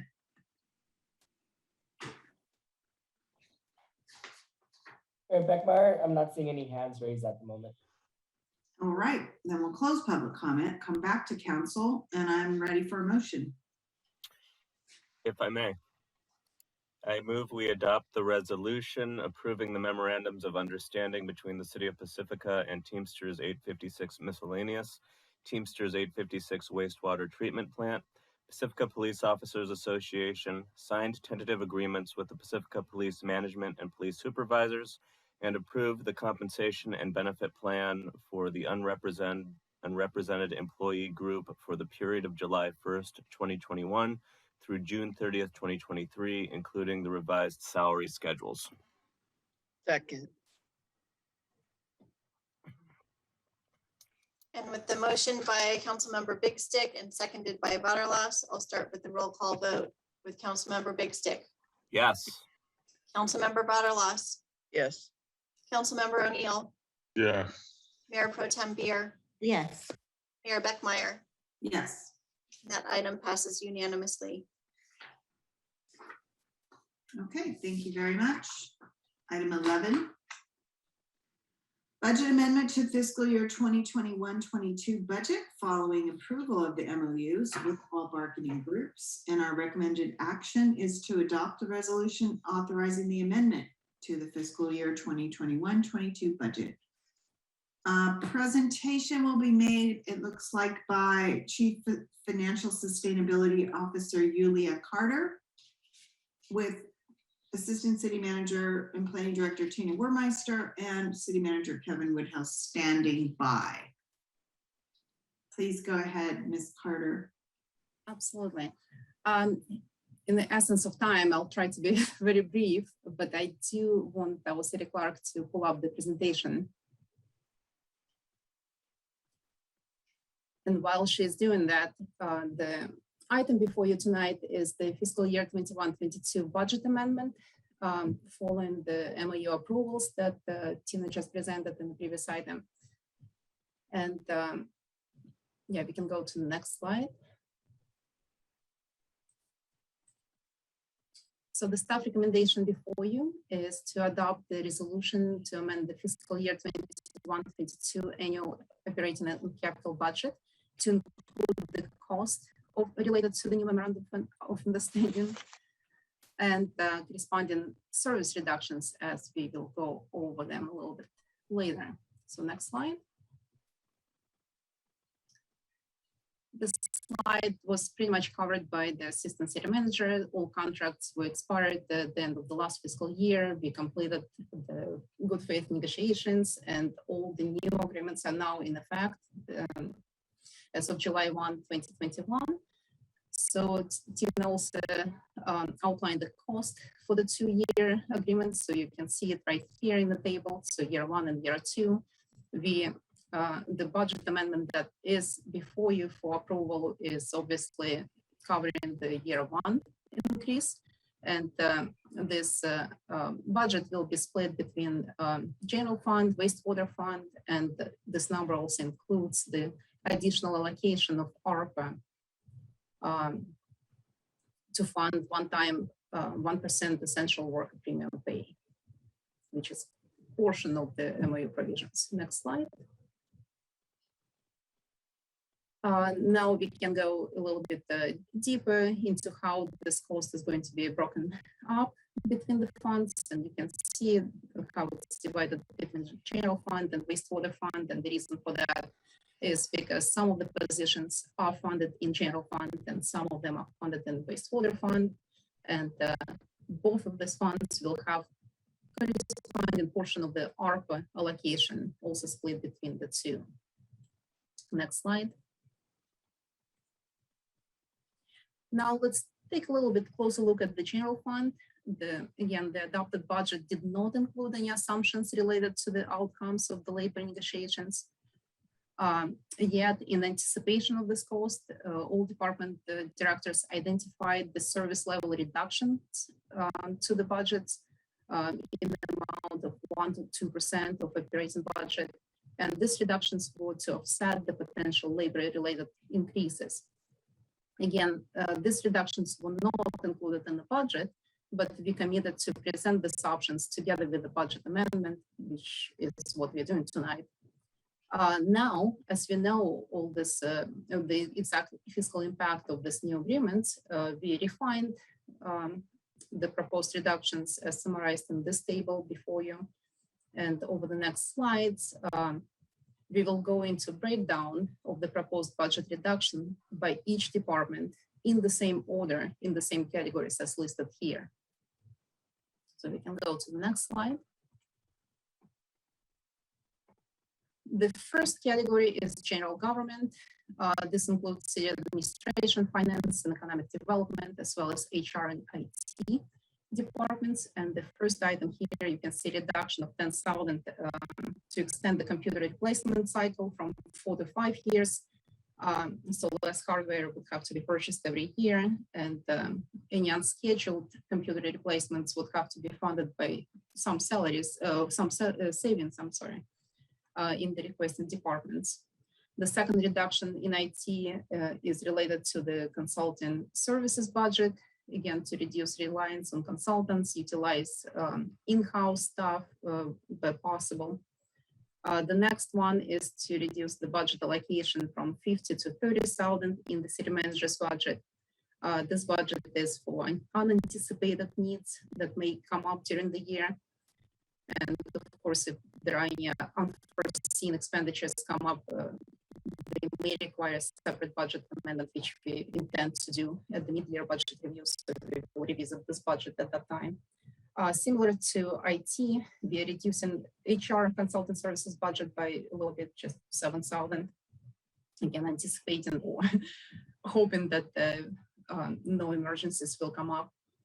And the last two reductions are related to the salary savings of keeping 2 vacant positions a little bit longer than we anticipated.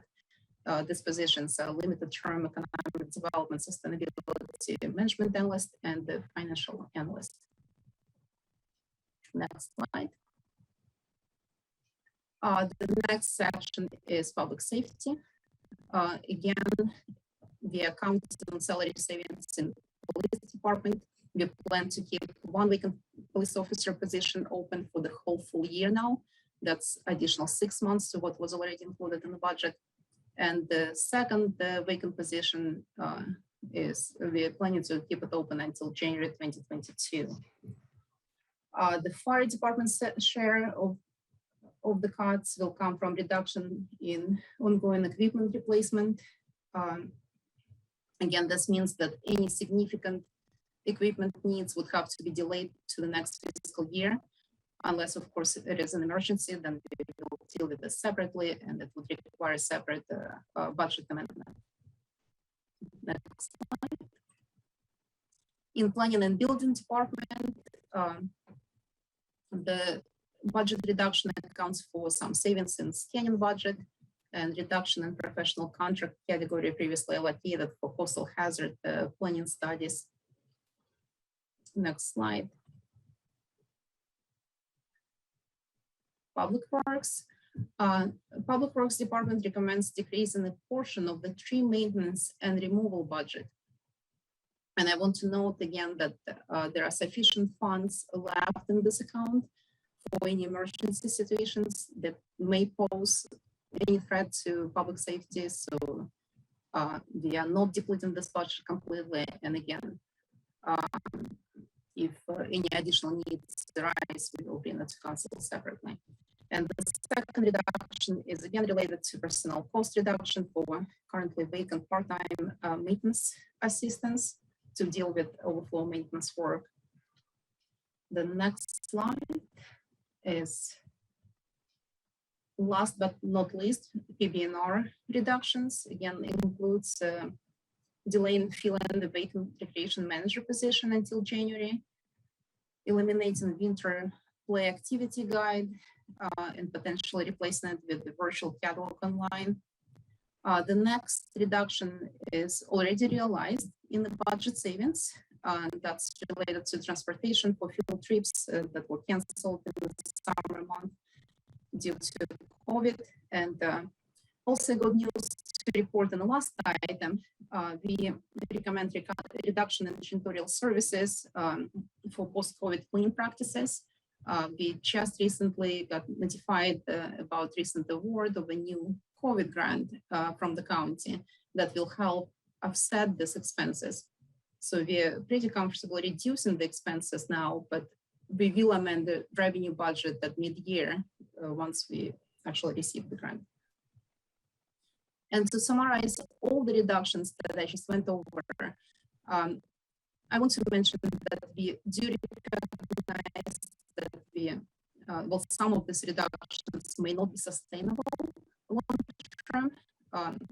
Yet I want to point out that this will keep the fiscal year 21-22 budget balanced for the remainder of the year. And again, we will complete the comprehensive review of the budget at mid-year, which is scheduled for January, February, and that may shift some of these recommendations and may result in some of the additional amendments at that time.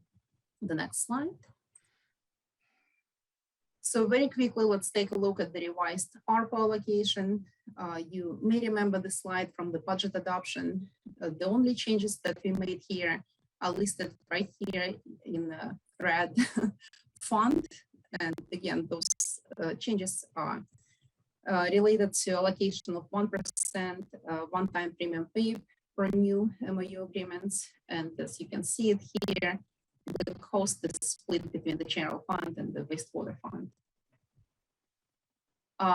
Also, it's important to point out here that the current change, this current changes, the total ARPA allocation for fiscal year 21-22 goes up to 3.6 million, leaving about 950,000 of unprogrammed ARPA funds. And again, we will revisit this at mid-year. That's the difference between the first tranche installment that we received of 4.6 million and what we are programming for use in the current fiscal year. And this additional funds will be available for City Council future strategic investments in the community. And we'll look into this again at mid-year. Next slide. So we're getting close to the end of the presentation. So let's review the fiscal year 21-22 general fund assigned and unassigned balances. Here we showed you the adopted and amended budget side by side. And the last column shows the variance between the two. And I apologize for the typo in the column there. To say the misspelling. To save the time, I don't want to go through every single number explaining this. We pretty much covered it right now, so it's all related to ARPA allocation. But I want to point out that altogether, these changes reduce our unassigned fund balance by about 149,000. You can see it in the red box right here. And that brings the unassigned fund balance down to 2.8 million, which is about 7.1% of operating expenditures. Again, look at the line in the first red box. Overall, it's a minor reduction compared to the adopted budget. But again, as we discussed during the budget adoption, the unassigned balance of 2.8 million is a little bit below that what GFOA recommendation is for government entities, as they recommend to have no less than 2 months of operating expenditures. That figure would be about 6.6 million for Pacifica. But again, if we combine the unassigned fund balance with the 10% policy designation above, as you can see it here on the slide, then we are meeting these guidelines, the minimum JFOA guidelines. Next slide. This slide shows the revised projected fund balances. Again, you can see in the red box, those are the only changes we made in the budget.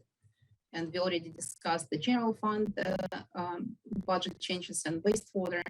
So the summary of these changes are shown in the bullet points above. So you can see a little bit of reduction in general fund and net reduction in wastewater fund in fund balance. And again, all of this represent the allocation of additional ARPA funds because the other increases of the general fund are covered by the reductions, corresponding reductions in the general fund. And that brings us to the last slide. So back to the recommendation slide. We are asking you to adopt a resolution to amend the fiscal year 21-22 budget to incorporate the cost of the new MOUs and the corresponding reductions. With that, I'm happy to answer any questions. And if I could, Mayor Beckmeyer, City Manager Kevin Woodhouse, if I could just reiterate a point that Ms. Carter made because it's important. So the approach here was to have uniform by percentage expenditure reductions for all the departments because the expenditure increases due to the labor MOUs are related to each department. However, to identify reductions that are prudent and minimize impact to services. But the really important point is that while this is our estimate recommended strategy right now, by the time mid-year rolls around, we have a much more accurate picture about the first 2 quarters of expenditures and revenues that we are experiencing in the city. So we really kind of reconcile things at the mid-year budget. So that's just an important budgeting point or concept to bear in mind as you look at these.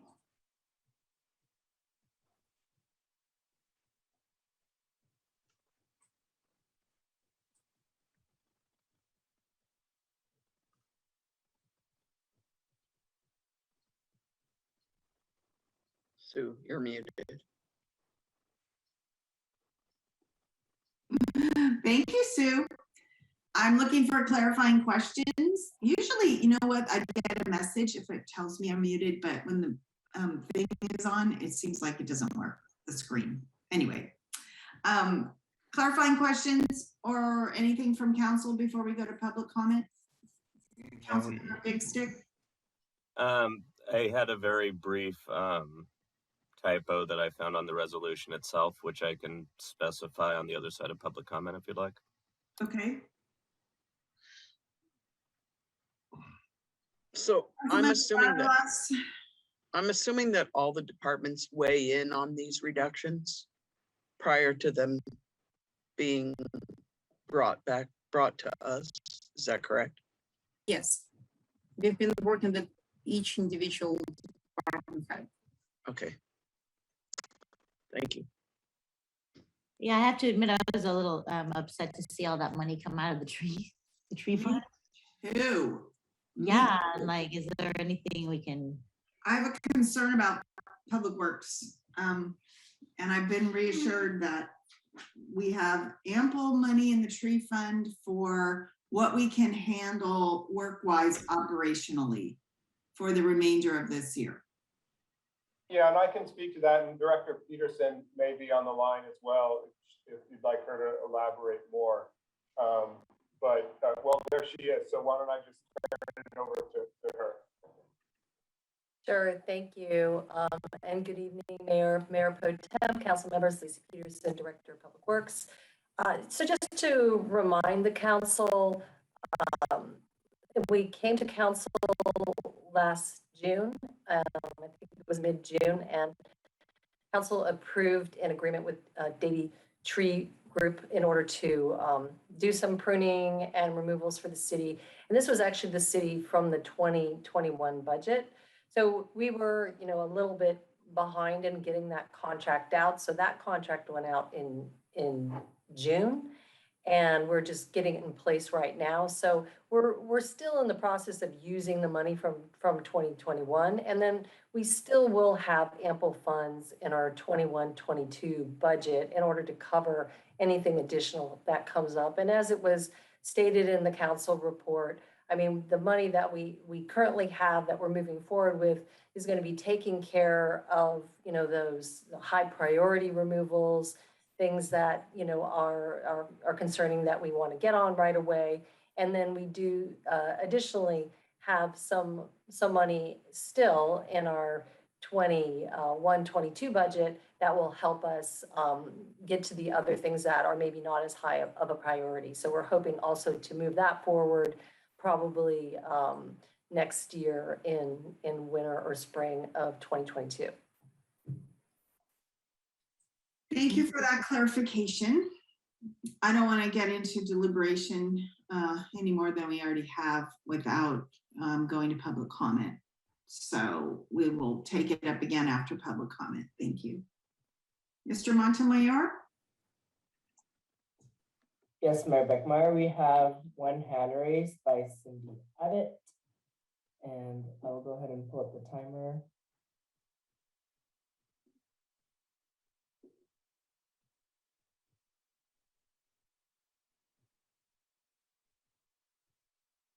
Okay, Cindy, you may now unmute yourself.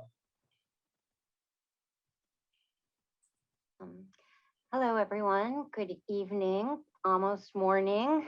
And thank you for all the work that went into, I know this is a tremendous effort to get all of the agreements updated. And I know it took everyone a long time, and I appreciate all of the effort into that.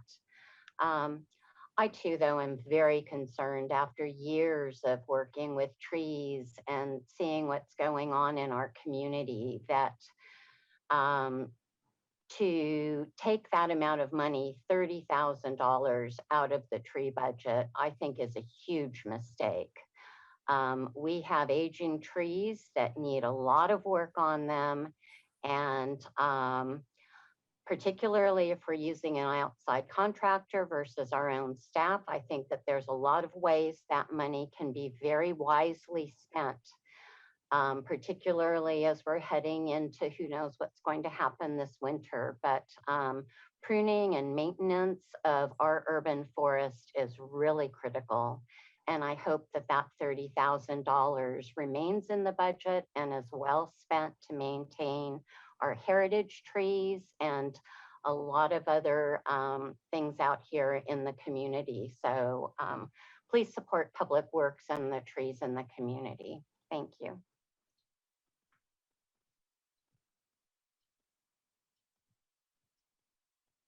Thank you, Cindy. Madam Mayor, we have no more hands raised at this time. All right, then we'll close public comment and bring it back to council. Councilmember Big Stick.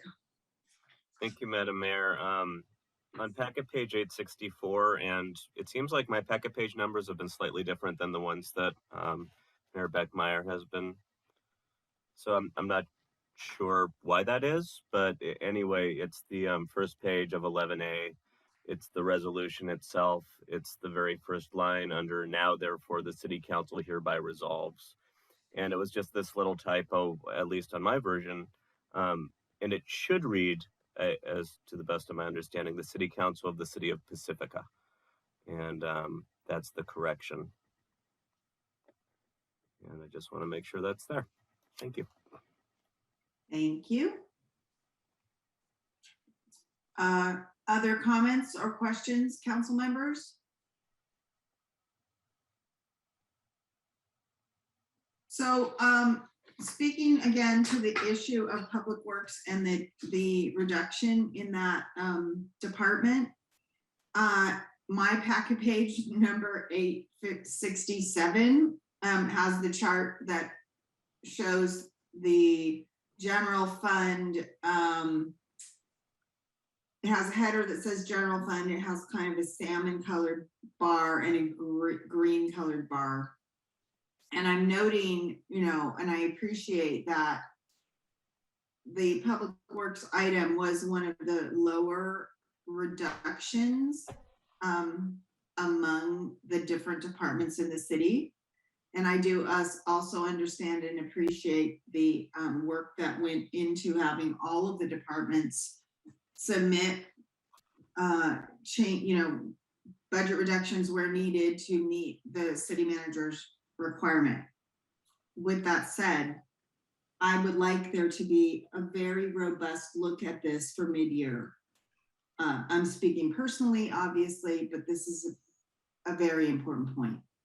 And when we have needed to hire contract planners, we have done so. When we have needed to hire outside support for HR and other functions, we've done so. And so if the issue is we can't spend the money because we don't have enough staff to get the work done, then maybe we need to look at that. Because I kind of think, looking around and in talking to citizens about street trees. Mayor, the time is 11:27. We moved it to 11:30. Uh-huh. So okay. We need a motion, I think. So you get my point for mid-year, right? Yes. Good. We'll look at it. I make a motion that we approve I make a motion that we approve the item as stated. With the amendment raised by Councilmember Big Stick. Yes, with the amendment raised by Tiger. Yes. Second.